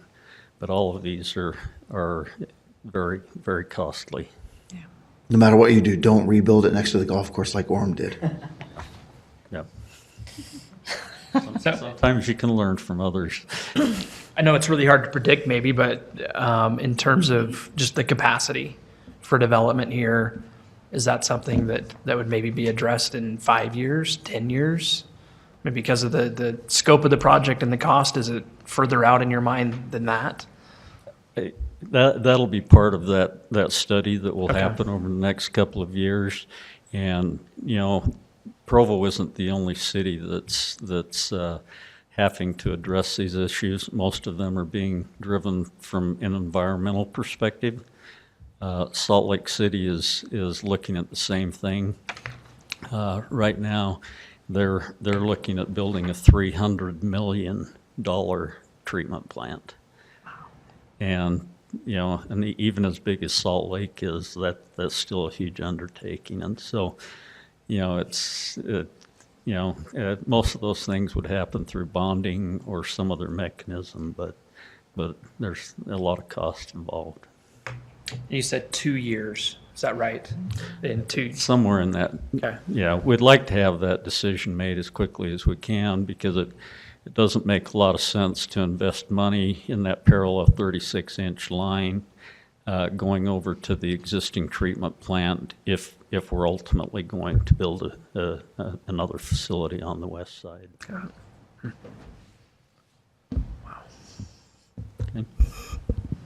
Any other questions? Bill, you had said that we don't have enough houses, or we have too many, or we have simultaneously both. Can you clarify that? There's been a lot of discussion with different steering committees that have been formed over the last year or 2 years about rooftops on the side and trying to encourage more commercial development to happen. Every large neighborhood meeting we've had a significant voice of residents in the west side asking for more commercial amenities just for their own convenience. According to our economic development department and the retailers, there simply aren't enough rooftops on the west side yet to make that happen. Bill, can you tell me what is the closest interpretation of agri-neighborhood that you understand it to represent? I'm not sure I understand what is meant by that. So the neighborhood chairs had some diagrams drawn by a developer to kind of suggest that. And what it is taking the housing and kind of clustering it in such a way that enough land is still left over that you could farm it. Okay. But what kind of housing density are you talking about? What housing forms are permitted? What percentage of that project should be in agricultural land? We just need a better understanding of that, so that when a property owner comes in and says, I want to develop in this area, and we say, oh, well, that's got to be an agri-neighborhood, their first question is going to be, well, tell me what that is or show me what that is. We just need to be able to give them a good answer. Is there a current zone that approximates that, or what is the closest zone that might even address some of that? Well, the city has on its books an open space ordinance that allows for clustering very similar to what they're talking about. I'm not sure of the density that an agri-neighborhood has, and so if the neighborhood chairs would explain that, then I could approximate a zone. But we actually have on our ordinance an open space subdivision that probably goes a long way towards accomplishing what they want. If it doesn't, then we could probably amend it in a way that would get us where they would like to go. So for the purposes of our discussion this evening, we are just trying to figure out if we are willing to approve this to municipal council or not. Recommend approval of a general plan amendment, map amendment, yeah. Okay, so it's just land use change at this point? Yes, that's right. Thank you. And Bill, is it true we're creating a new land use with agri-neighborhood? That's Yeah. unprecedented. That's right. Okay. Tell me about the land use Commercial or residential or office? Which one? The one down by the I-15? Yeah. Yeah, because Provo City has so few interchanges, this would appear to be a very important piece for commercial development. But I think the neighborhood chairs would like to not lock that in as commercial and would like to offer other alternatives. That probably has the greatest commercial potential of any of these that are shown. Yeah, I guess it just seems a little broad, commercial, residential, or office. Right. Okay. And again, in an area like that, when you say residential, what does that mean? In an area like that, usually you're talking about 12 or more units to the acre, not 4 units to the acre. Now, the text of the west side, which you had given to you today, says still limits this whole area to 4 units to the acre. Okay. And then Brian Maxfield's here, right? It was Brian who tells us that the half acres are just really unuseful for agriculture, right? He says they're too small for like legitimate hobby farms, and they're too big to be a really kind of substantial neighborhood. Is that right? Sorry, I picked on you. Based on my experience, that's where I get that from. That half-acre zone really created lot situations that weren't as managed as you would hope. They're not big enough for real equestrian or large animal use. And, they just didn't function well. It's also harmful to the city in the sense, and again, this is the numbers you get from the budget and everything else of providing services and other things to a city where they don't really have the return. And so that was kind of part of the issue. So when Brian says based on experience, he means in addition to a planner, he lived in a subdivision that was all half-acre lots. And so that's what he's referring to. Gotcha. Thank you. Any more discussion among commissioners at this point? If not, I'd like to invite the applicant, Beth Alligood, sorry. Either way. Thank you. I appreciate you guys taking time. Do I get the clicker? Sweet. You have to pay extra for that. I have to pay extra for that. I'll give you a one spot when we're done. Okay. If I know how to use this, I'm going to try. So a lot of your questions were actually answered within my presentation. So as neighborhood chairs, Brian Taylor, Sunset, Becky Bogdan, Lakewood, Jonathan Hillfort, Utah, and me as a Southwest area representative, when we were looking at the West Side development policies, we're trying to take those policies and what would it look like on a land use map. We tried to take in consideration housing, because that's been a big topic in the city lately. We tried to take into consideration road infrastructure, what the population growth is going to be, and how this is going to affect 20, 30, 40 years in the future. So that's what we were looking at when we were looking at this master plan. Yeah. So there has been some issues with the map. We did not want high density. It was higher density closer to the parkway, but we'll get to that in another slide. Very good. So one of the things we looked at is the road configuration. And in the transportation master plan, you had straight paths on those roads. One of the ones that we looked at is 2530 West.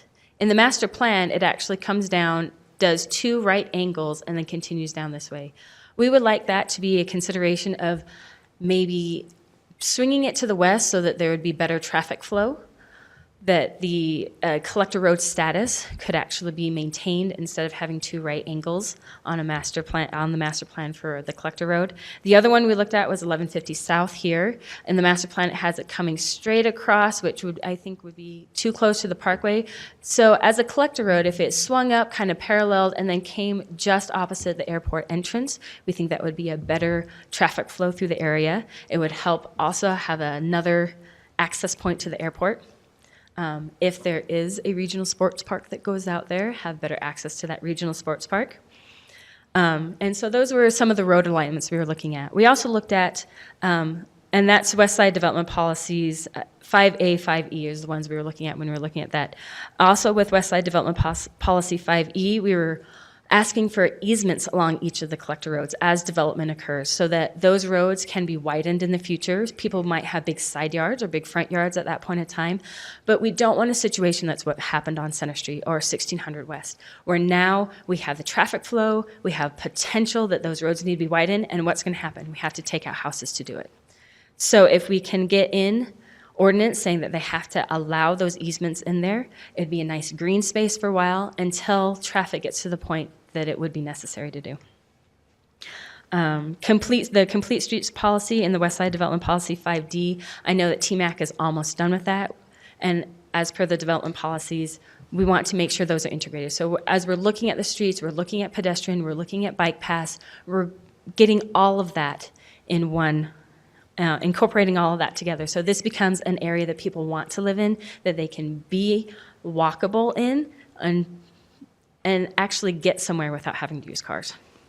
Also, on the West Side Development Policy 5F, we just want to reiterate limited access to Lakeview Parkway. If that is supposed to be the arterial road through the area, traffic just needs to flow on it. We don't want any residential coming in and off of that road, off the parkway. The only possible exception would be a business access, probably down here around the airport, but a one-way in and a one-way out. So you can't turn left, but you'd be able to get in and out of the business and access the business that way. Okay.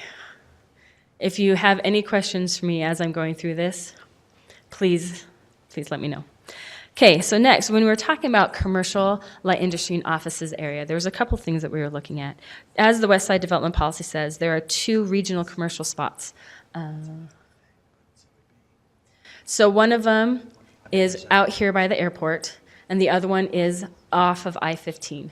Here, I'll go back to the main map. There we go. So out here next to the airport, we have an interesting situation because we have something called the Airport Protection Zone out there. The Airport Protection Zone suggested uses are commercial, office, light industrial, and agricultural. No concentrated residential. So we have that kind of restraint and stipulation in the area.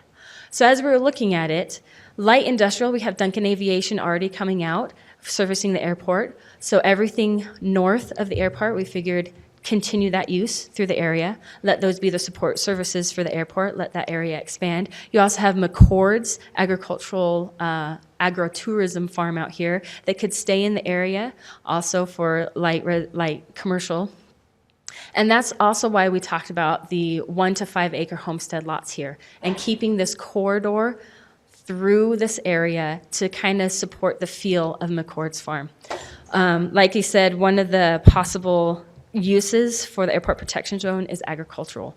I know that there's a lot of people who think that agriculture is dying, that it's not viable. We've had several people in the area, though, who are very interested in buying just 1 to 2 acres for homestead lots, to have a horse, to have a goat, to have a sheep or something. Just small agriculture. There's a website or a Facebook page that is completely designated to homesteading in the area. And these people are interested, but they can't buy in Provo because there's not 1 or 2 acres available. It's always buy 55 acres. And that's prohibitively that's not cost effective for them.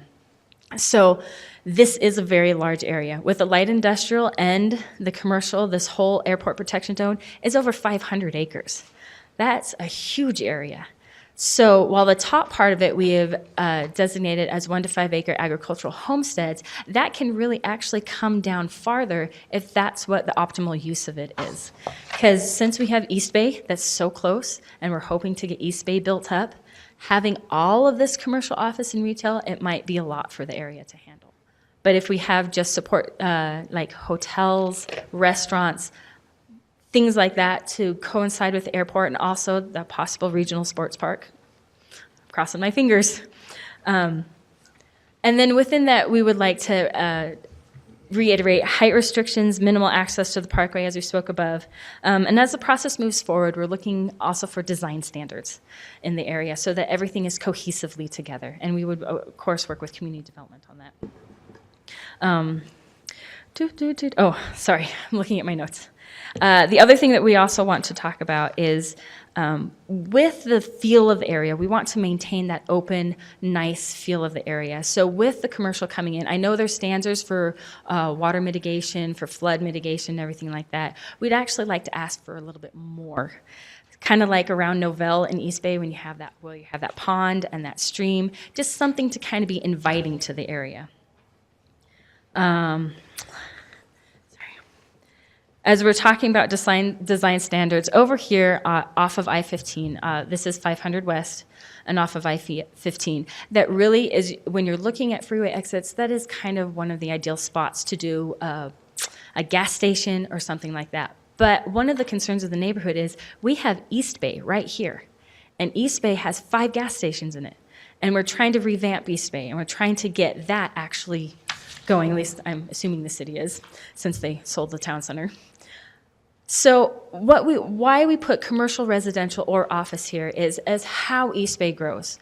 So when East Bay is growing and getting its feet underneath it and becoming a really good commercial center, we want to kind of reserve this as kind of a backup plan.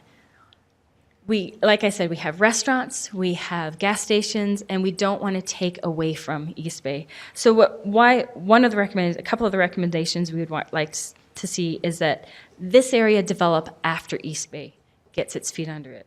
That it minimizes impact to the existing neighborhoods. We do have a dike system along here that the neighborhoods would like to maintain as a barrier. On top of that dike, have light mitigation and noise mitigation away if that does go commercial. The neighborhood commercial preferred is like office and medical, so neighborhood uses instead of the regional uses that is in the West Side policies of right now. Restrictions. Okay, so this one was a little bit of an interesting one that we had a discussion on. Up here, this is Fort Utah Park that currently has baseball fields in it. The baseball fields are fairly unutilized. The parking for those baseball fields is awful and horrible. I don't know if you've been out there or not. You kind of look like you have. And it just kind of doesn't fit in the area anymore. We love the baseball fields. We'd like to mitigate those to another park, maybe Footprinters Park down here that already has a softball field, or that new regional sports park that's coming in. Let's put those baseball fields in there. The city just got that KOA campground, and I know they're planning to expand the river trail there. And so one of the ideas we had is use this Fort Utah Park and turn it into a kind of a recreational commercial area, looking to put in like a nice river walk along that section of the river trail. Have mom and pop shops, have an outdoor dining area, and then have office that might want to have that as their little recreation area for their office staff. Okay, I'm sorry, I'll go faster. I promise I'll go faster. You're like, I've been here a long time, go faster. Okay, I'll go faster. So that was kind of the idea. So if you have any questions about that, let me know. Okay, now going on to parks and green space. Okay, so this is also kind of a new idea.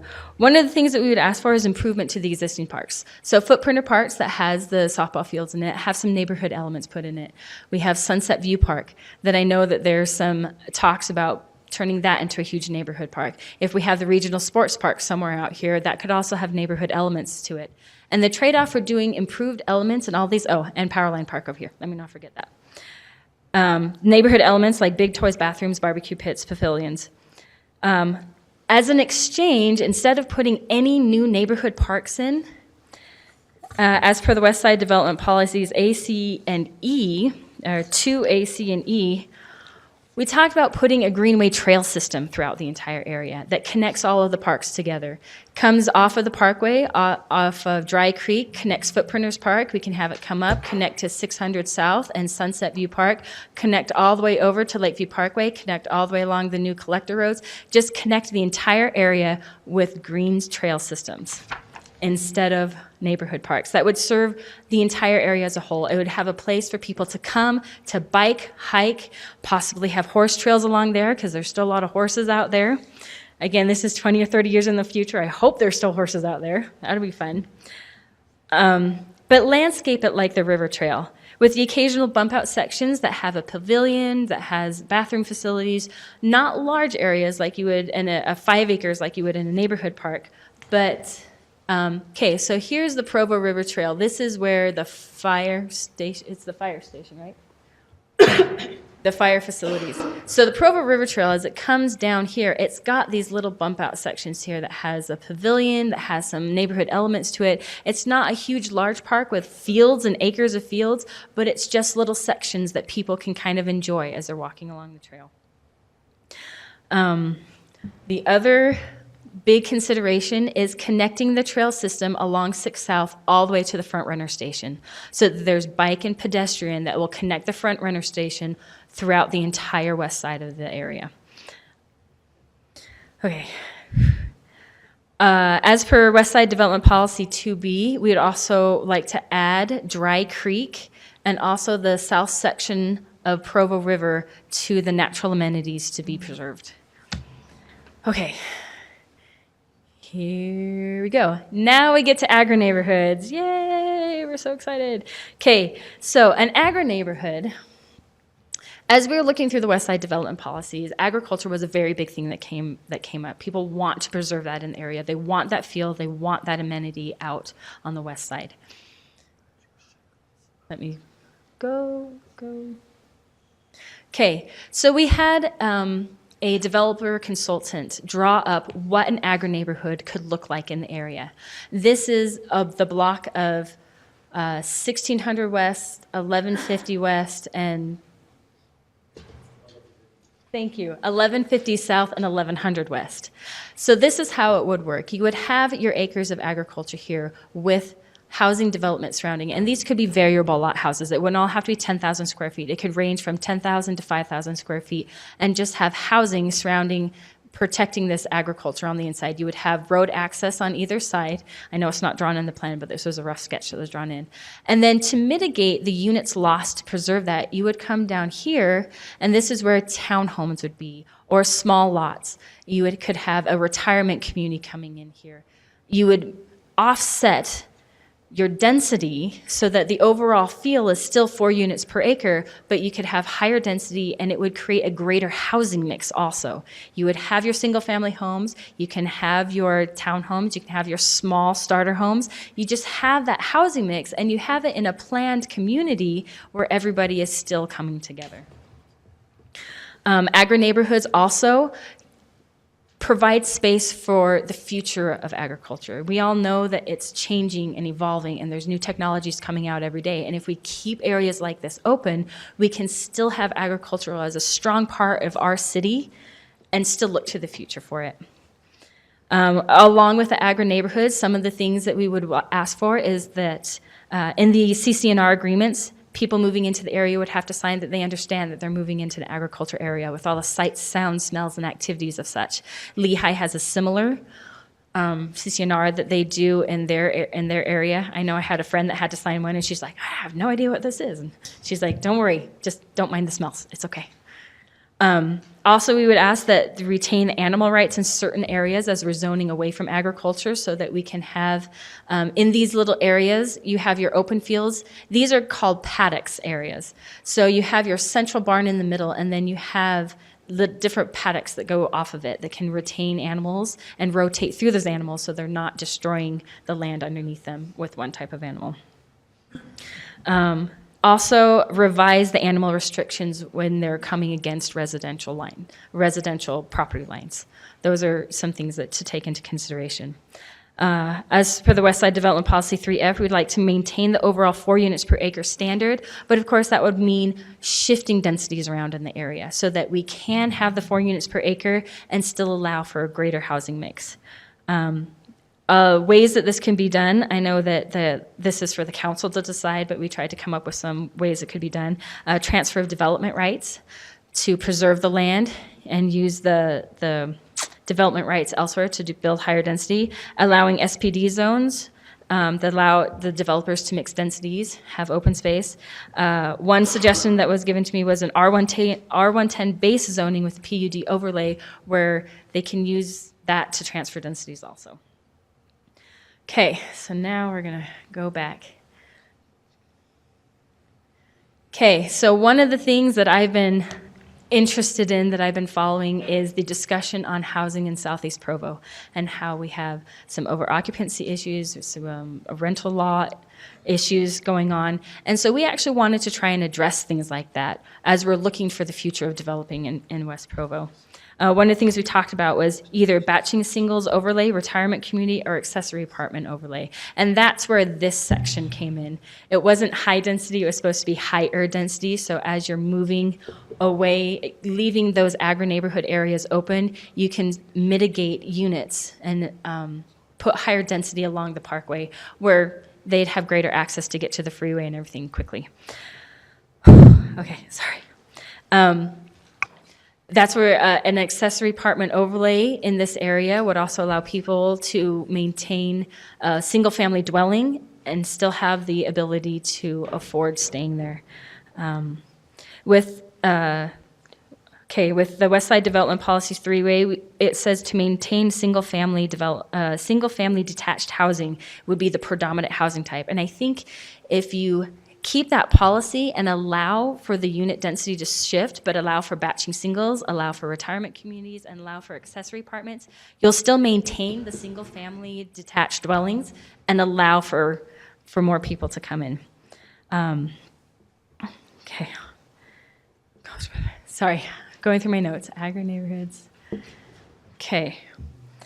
So, as we go forward, we'd also like to work with community development to create design standards for the area so that we can maintain an overall feel of the area. We're not working things in, that we can have that nice open feel and keep it, I like to call it the slow side of Provo, the little bit take it easy side of Provo. And we would like to mix that recreation and livability together versus the live-work area. I'm talking like the live-recreate area with the trail systems connecting everything together and so on and so forth. Okay, and I'm done. Do you have any questions for me? Mr. Howard. Yeah, I'm a newcomer to this. Can you give me a little bit of background, try to be brief on who the West Side Committee is? I take it there's a bunch of neighborhood chairs, which is a good thing. And could you tell us a little bit about your process on how you came to this and how many meetings you held? Just synopsis. Yes, we started, the first meeting was held at the end of August. There was a little bit of confusion about it at first, and how it kind of ended up is I became the chair of the West Side Land Use Committee.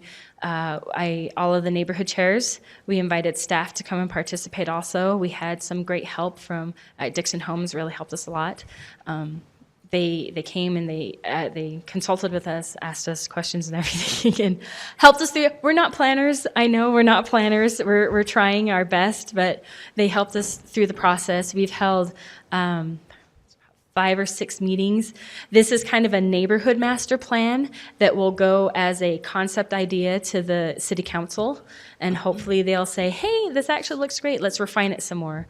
We're really trying to push hard on this because we have a lot of developers coming in the area, and this is our chance right now to get a master plan in and kind of get what the city needs and what the neighborhoods want mixed together. Did you take some minutes, or I'm just curious how the process worked, because you know how it is. There's like it is here. There's people are in favor, people are opposed. Yes. I'm wondering what kind of dialogue you had. I'm really new at this. I'm sorry, I've never been head of a committee before. We had some minutes taken. I could probably email and forward them to you. Most of the discussions, we did have a stakeholders meeting 2 weeks ago for the neighborhoods. We had about 35 attend that meeting. We went through this entire plan again. We did have some objections to the Fort Utah. They were worried that taking park space out, we weren't going to get any back, which I can understand. The trade-off with the trail system versus brand new parks, most people seemed okay with. Agri-neighborhoods is kind of this new concept that people are still kind of wrapping their brains around. I'm one of those people. Yeah, I know. Well, we did, me and a couple of other neighborhood chairs did a lot of research over the summer on what an agri-neighborhood would be. We looked into Seren Bay in Atlanta, Georgia. I looked into Prairie's Crossing in Illinois, the Cannery down in California. These are all neighborhoods that, while they're one development, we're trying to find a way that we can work it into city code and zoning to encourage this type of development in this area so we can retain that agricultural aspect. Thank you. Any other questions? Ms. Halsworth? Let me see. Oh, so there was a kind of a schematic sketch of something a developer drew. Yeah. Who was the developer? David Gardner. Okay. And so There was actually two of them. One of them had all of this as housing units, and this as open fields, and open fields down here with 12 to 15 unit per acre townhomes here, 8 unit per acre, small lot housing, and then variable lot housing in here. Gotcha. Interesting. So, just a little background. I am a third-generation Aggie. I graduated from Utah State University from the College of Agriculture and Applied Sciences with a degree in environmental planning, and I grew up on a farm. I feel like in all my experience, I've never seen something that's where, this agricultural land is on the interior of houses. And as far as my personal experience in farming, I feel like it's unfeasible. Has it been done in other places in Utah? Did you work with professional planners? Tell me more about kind of the feasibility and how we could get a developer to want that. Do you want to talk about that, Brian? Brian was actually the one that talked to a developer who lived in a neighborhood like this.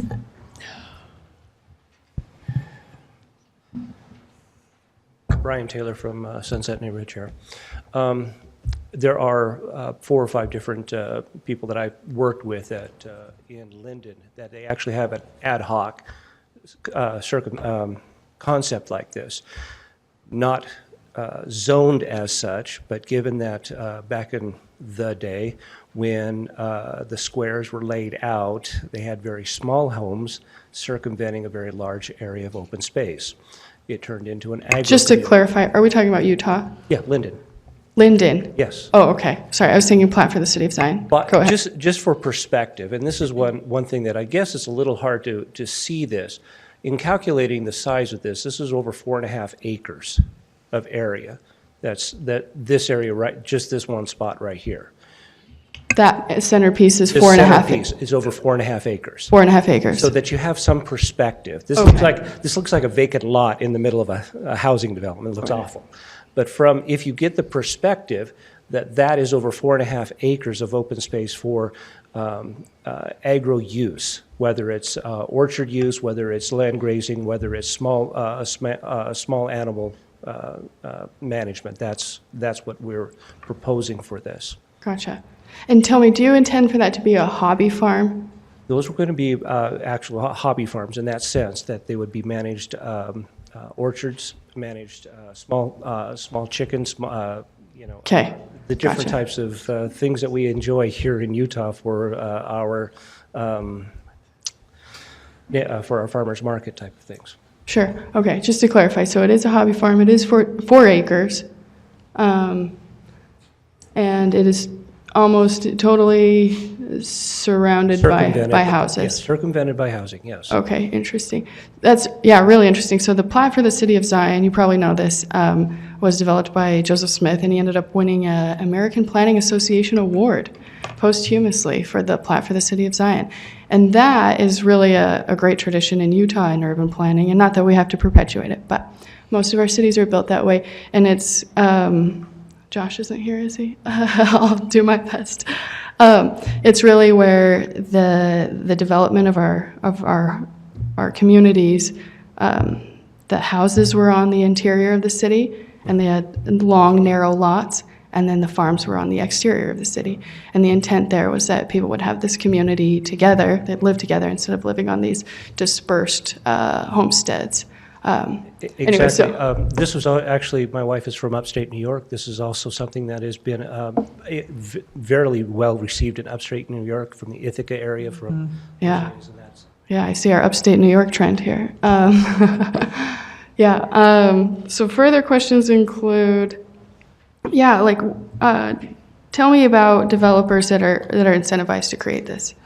That's the issue right now, as we've been noticing when we're working with developers, when you're a hammer, the whole world looks like a nail. So developers are used to dividing things up into quarter-acre lots and calling it good. What we're attempting to do is push forward the concept that not only can we have an agro community in this sense, but I'm glad that you said that you're an Aggie. There is an Aggie extension. There is BYU extension. There's a Utah State extension. There's the Utah gardening extension.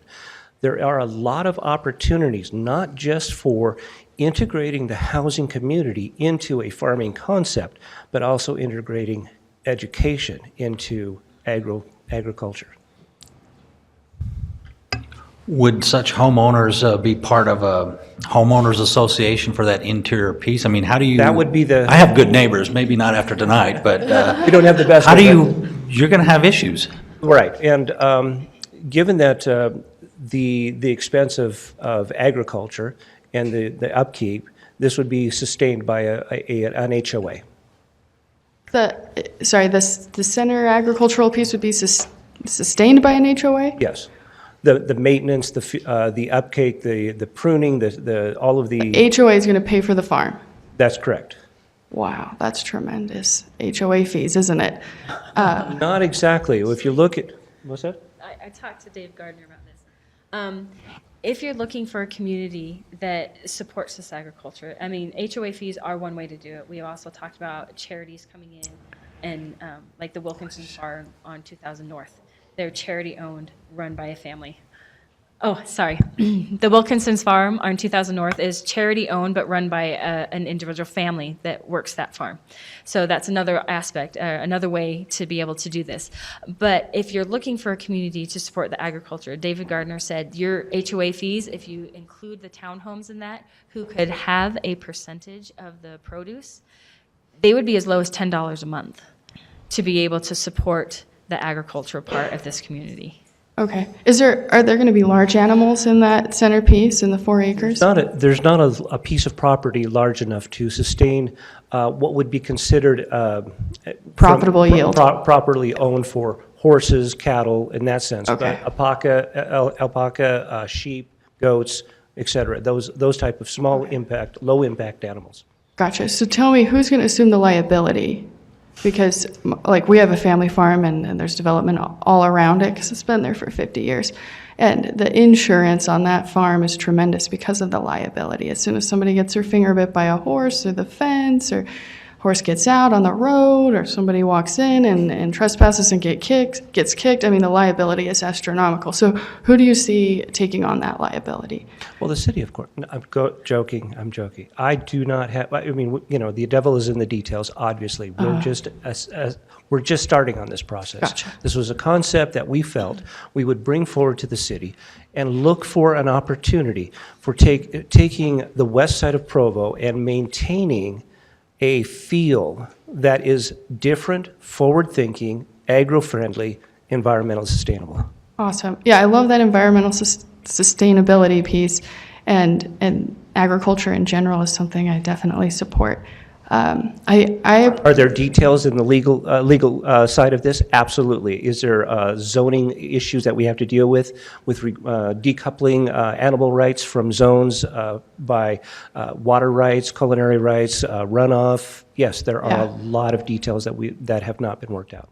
So I sincerely appreciate the work that's gone into this. I wonder if we're kind of disparate in the details and if we should pull out a little bit higher to 20, 30,000 feet. Because, I mean, I love the agricultural sentiment, especially the environmental piece, but it feels like there's a lot of good ideas that aren't yet gelling, or they're not coming to a cohesive. Because we're not developers and we don't have any rights to any of this property.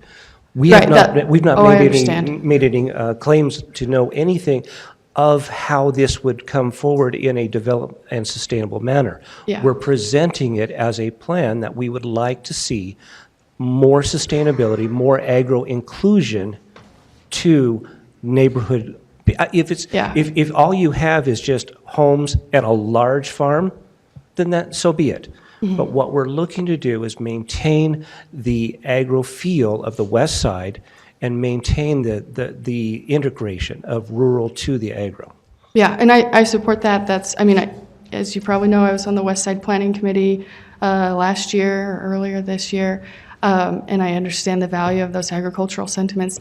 My point is that we could probably, or maybe you could work with staff to pull it a little bit higher, right? Because there's a lot of kind of gritty details, and maybe we just pull them a little bit higher. As a committee, our focus, as a committee, our concept was to put forth the ideas, pull in the subject matter experts, have the community development come in and tell us, share with us, bring in developers, have them share with us how that would work with, I mean, there's an ROI that they need to meet. Okay. There's a lot of, there's legal sides of things. And so is that something that we're in process? Like, are we premature at the Planning Commission? Do we still need to bring in more stakeholders? What do you think? Don't know. We've been meeting for almost, 2 or 3 times a week for the last 4 weeks, just getting to this point. Are they paying you for this? Yeah, I'd like a raise, please. Yeah, I've asked for that last time.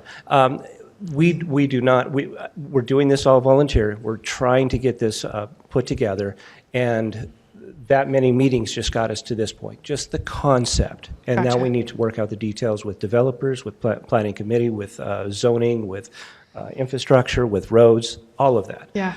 But And I really do. I really appreciate all your work. I just think that maybe we don't go to the details yet. Maybe we just pull it to a higher level. Thank you. Still with your stakeholders, so.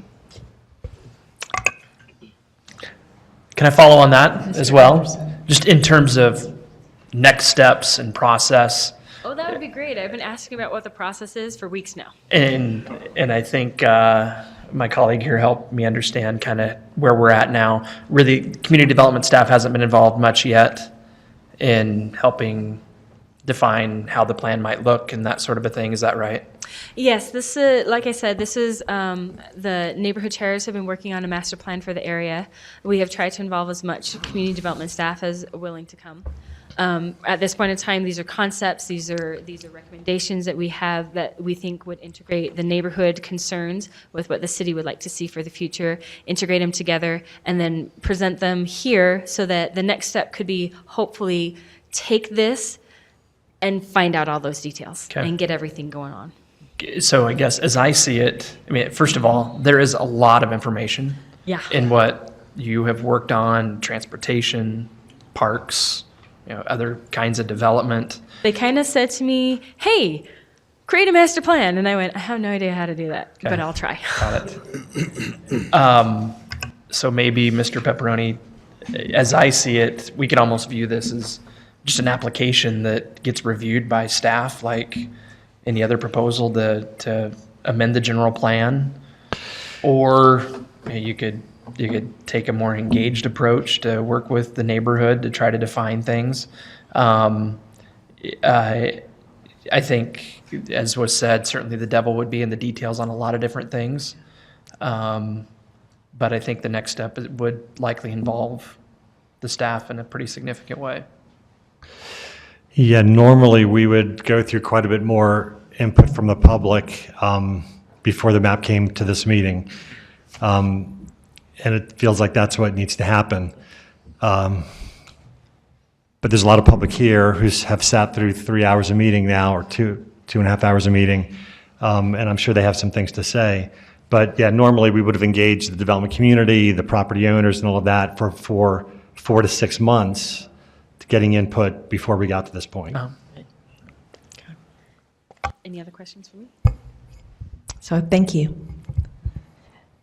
At this time, I'd like to invite any other neighborhood chairs who are present to come forward and make any comments on this item. No neighborhood chairs? Then I would like to invite members of the public to comment on this item, and if you'll please state your name and address for the record. Hi, I'm Wendy Newman. I'm a vice chair for the Provo Bay neighborhood. And I didn't know anything about this. And I feel like most of this property in the southwest corner is Provo Bay neighborhood. And we did not know anything about it till about a week and a half ago. So I just thought I would put in my input on that.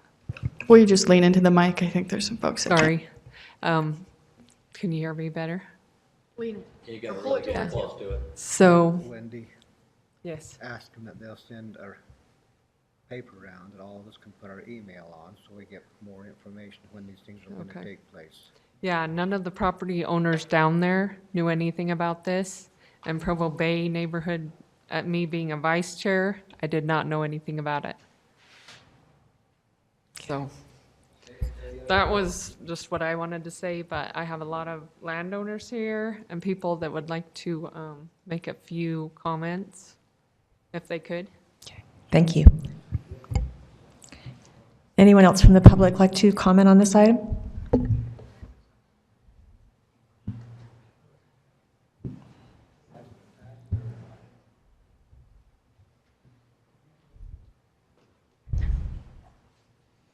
My name's Tim Wright. Me and my siblings own some of the property down here in this that's looking at being developed. We had no clue. I heard about this meeting about 2 hours ago. It seems like it was kind of backdoored. Nobody let us know, didn't include us in any of the talk about it. The last meeting I was informed about was in July. And it just seems like it's kind of a joke because how are you going to keep 5 acres and have 50 people trying to take care of 5 acres of land and nobody's in charge of it? I mean, it doesn't seem feasible to me. It seems like it's just a way to try to stop the development that's trying to be developed. So that's all I got. Thank you, sir. Are there any other members of the public who would like to comment at this time? I'd like to comment. Would you please state your name for the record? Mac Carter. Thank you. And if nobody else wants to come up, I'll maybe speak for my wife at the same time. I've got 3 or 4 pages here. If I could maybe state a few things. As for agriculture down there, I did represent some of the public at some of these meetings that you went to about changing the master plan, and Beth Allgood was there and several of us. At that time, I stated that there is not any water in this area anymore. All of the people that have built up in the north part of the city and east of us have had to dump their water somewhere. And as they dump down the storm drains, that picks up the water from the natural flow that was doing some sub-irrigation down there. As they put in the sewers, they have to put gravel underneath the sewer pipes to keep the sewer pipes from buckling and going like this. Dave Graves is the one that taught me this. We've talked several times. We've talked about the sewers and we've talked about a lot of things down there. This gravel picks up the water and takes it directly to the lake again. They put the parkway down through here. And if we get George to come up for a minute, he'll tell you that that parkway is that weighted down on the ground. It has stopped the sub-irrigation that's coming back from the lake. Very poor crops now. We had artesian flowing wells. But as we've gone through the years, and Provo City again has put in bigger wells, bigger wells, bigger wells to provide water for Provo City residents. Our wells have gone dry. They say you still have the water rights. All you got to do is spend $30,000 or $40,000, drill them deeper, put on pumps, and then spend another $20,000 to get the power company to put the power line over to your pumps. There is not water, and we've talked about this in these meetings. The farmers are ready to sell. They're old. I'm old. We're ready to sell and move on. Where are the people going to get the water to farm these nice, wonderful 10-acre mini farms? It's not there. Who's going to pay for all this? You talk about the parkways, you talk about the roads, you talk about all these things. And essentially, the farmers will lower their price if they want to sell, or the developers will make less, and the people that move in will essentially be required to pay for all of these things down here, because I believe this to be true, because Provo City is not going to pay for all this. They're not going to pay for the mini farms. They don't have the money. They're not going to pay for the connector roads. As you build roads, as you build cities, the developers pay for the roads. Well, these connector roads don't put you can't put a driveway on any one of these connector roads. You can't. They won't allow you. So now we have to pay for all the roads past the houses, plus we got to pay for all the connector roads. And Dave Graves clued me in on this a little bit too. He says the city should be paying for the connector roads, and we'll help you on it, but we don't have any money. Thank you for your comments, Mr. Carter. We appreciate it. I'm going to say one more thing. If you don't allow the people to talk long enough to get the issues out, you won't know the issues. Thank you. Thank you. I gave to Mr. Carter a pad of paper and a pen. Anyone who wants to write their email address on that, we'll be sure to email you and make sure you're notified of any future meetings. I'm George Carter, live in West End of Provo, 6 South. And when you guys talk about it, she talks about these here little farms they're gonna have. Which one of you guys wants a farm for a half acre behind your house? Who's gonna weed it? Who's gonna water it? Who's gonna plant it? And you're gonna grow a tomato maybe. What you gonna do for the next, what are you gonna do for the next 10 months from now? You ain't gonna get nothing off that farm. You're gonna go like everybody else. What we need in the west end of town is a grocery store.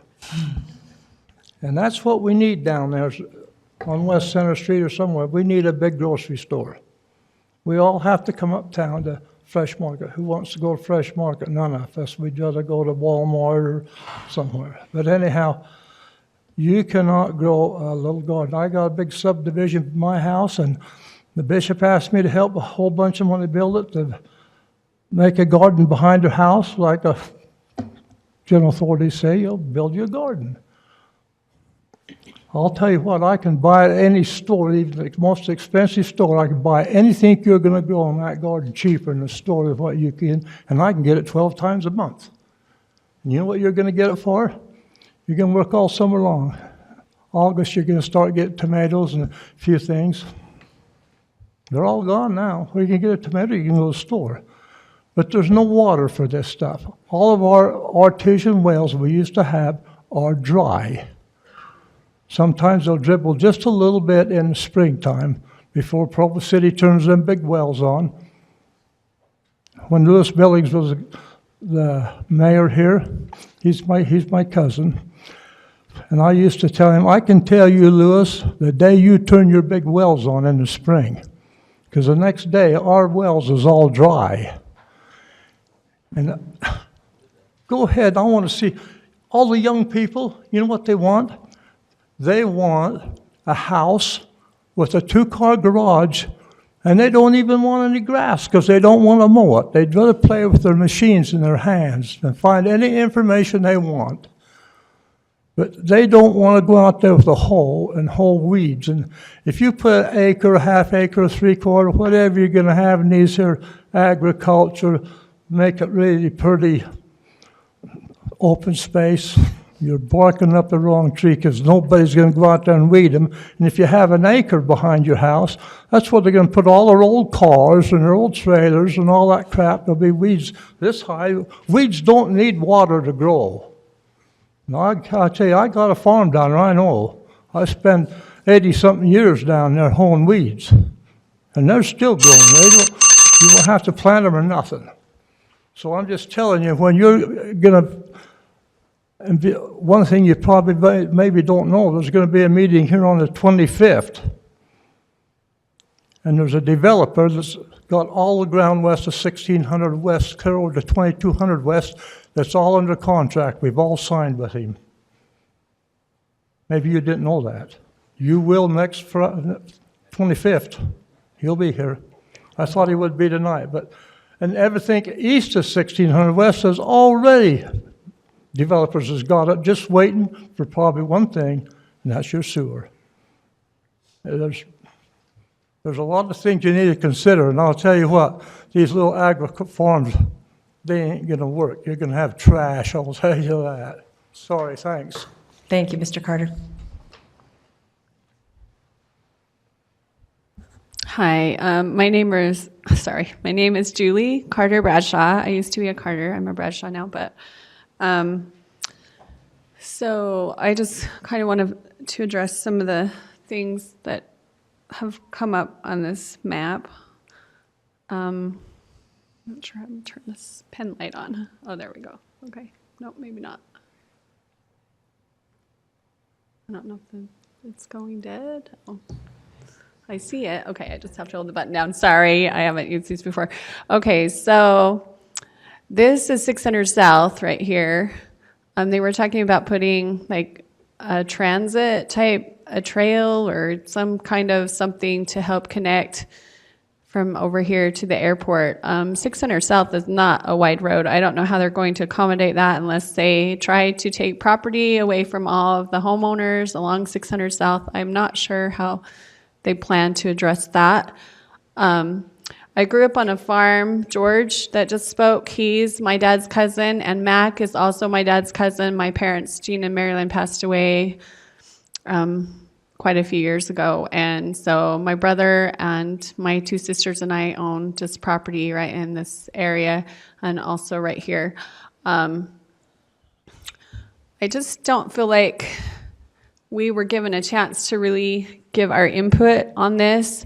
Back when you guys decided you were going to build this connector road from the airport, the Lakeview Parkway, our family and George and Mac and a lot of the other farm owners right here basically were told that it was going to be eminent domain and we had to go argue with the city. We came to a meeting back then with you guys to talk about what was going on here. So now it looks like we'll be forced into an eminent domain situation again right here. I mean, how many eminent domain situations do we have to go through with our property? That's kind of frustrating to me. Right here, they've got commercial. We own this piece right here. I'm not even sure who put this on the map because there's a storm drain going right here. We've already talked to the city about what their plans are to put the storm drain and oversize the pipe through there because it's at higher capacity than we ever agreed on for our easement with them. So I just don't know that this whole, commercial area is going to work. And then you've got a new road going here that is going behind these homes that are just going in. And so you're going to have a road going through our property this way. There's going to be a road going this way, a road going this way, and a pipe here. I don't know that information was even gathered on our property right here.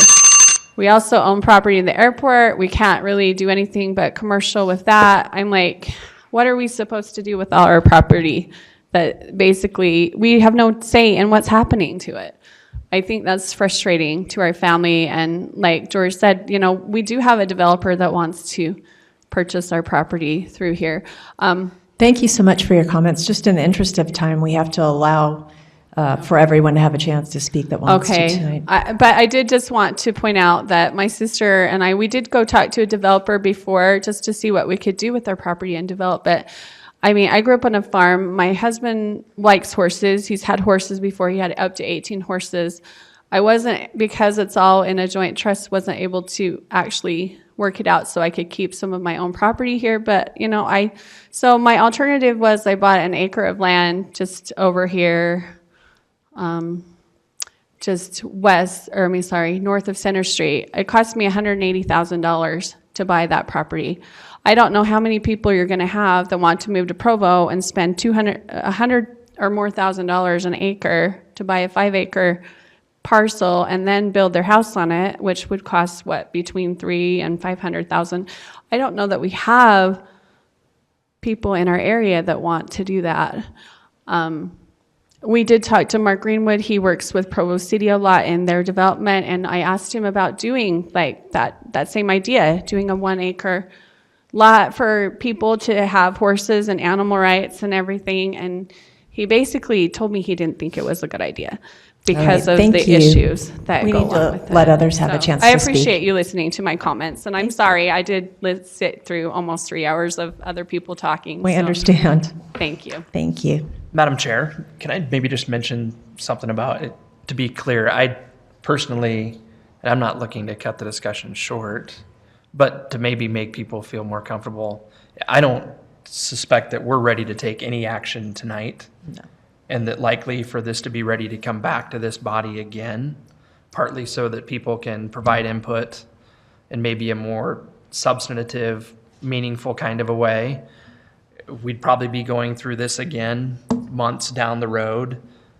That's just my thought. So I mentioned that in the hope that it'll maybe help people feel a little bit more comfortable about different opportunities to weigh in and share their thoughts and that sort of a thing. This was just a concept and more of an informational meeting, I believe.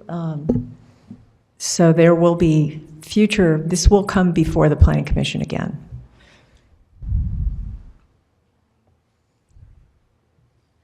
My name is Becky Bogdan, and I'm the Lakewood Neighborhood Chair. We did have the Provo Bay Neighborhood Chair. She was there in all of our discussions for every single meeting. So she didn't inform her vice chairs. I'm sorry about that, but she did know about it and she did attend.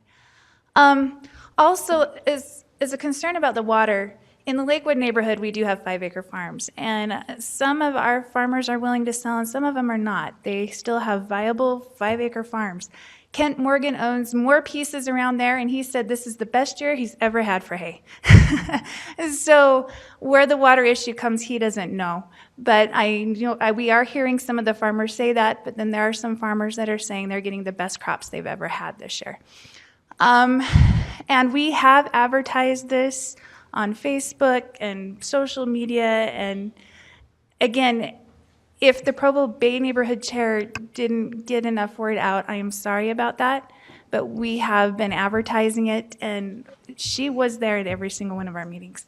Thank you. Thank you.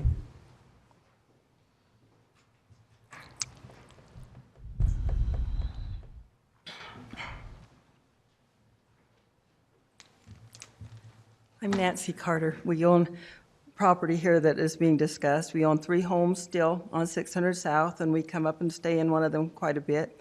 We currently live down in Centerfield, Utah, where we moved with our farm.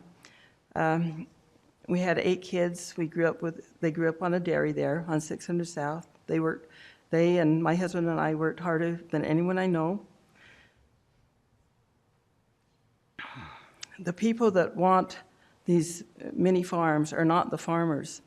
The farmers want to be able to sell their ground and help their children be able to retire and move on. And it seems to me that we should be able to do what we want with our land. Other people all over have been able to sell their land and put in developments.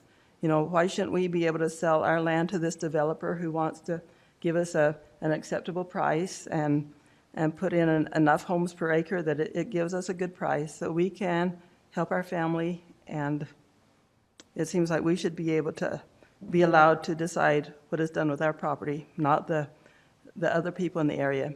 And like Wendy said, you know, none of us landowners knew anything about these meetings when they were discussing what to do with our land. Shouldn't we be the ones that had a say? Thank you. Would you tell me your name again? I missed it. Nancy Carter. Thank you. Thank you. Are there any other public comments at this time? Seeing none, I will turn it back over to the Planning Commission for a motion or discussion.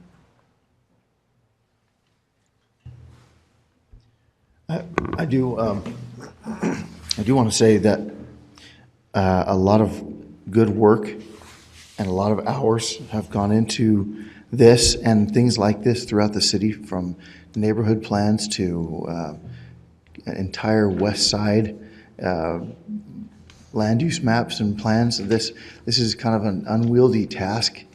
It's akin to a few neighbors putting together a full, Provo City general plan. It's difficult. It's hard for a committee not to fall in love with ideas or research things and find things out and see where they work and not want to put them in a place where they think it could be good or great. These kind of things usually, in my estimation, are, like it's already been mentioned, a lot higher level, 30,000 foot view. And number one in that is absolutely allowing people to do with their land what they've invested to do with it, or their children or grandchildren. Things like that are things that I would love to see in this kind of a plan, is how do we allow people to do with their land what they choose and still have it be for the betterment and the good of the entire city. In my estimation, I'm very thankful for those people that have put in their time and the research and presented this. It is absolutely a great thing that they've done. I would love to see it kind of pulled back to a 30,000 foot level and really just kind of not rework it at all, but continue to work it and bring more people in. And it's interesting how, we get fewer people at the actual table until things are presented. Then you get a lot more people. And so it'd be interesting if a lot more people got involved from the beginning. And I think that Mr. Pepperoni's assisted that through the ability to add your email addresses onto that paper. And please do that before you leave so you can be notified of it, of the meetings. But yeah, I think there's more to be done on this at different levels. And then once it's adopted or recommended for adoption by the council and adopted by the council, it's a recommendation. It's a general plan. It's a high level plan.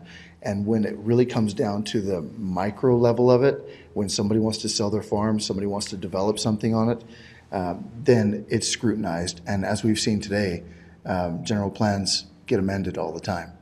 So there's nothing drawn in stone right now.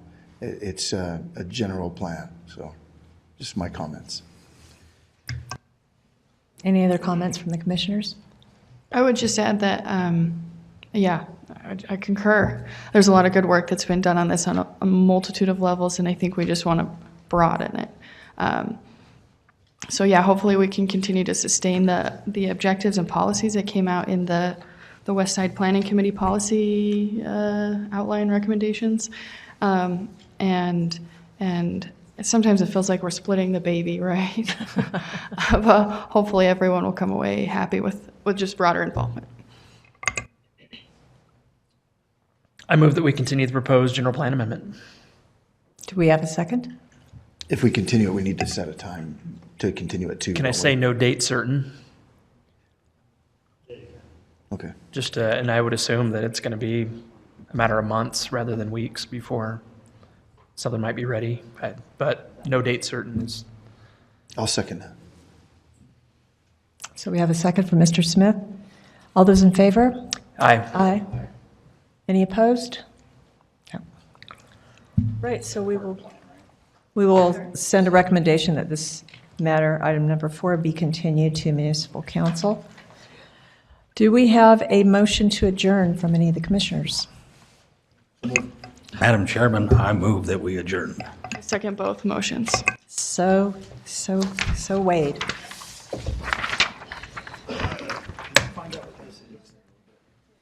No, I need to send him a picture and find out because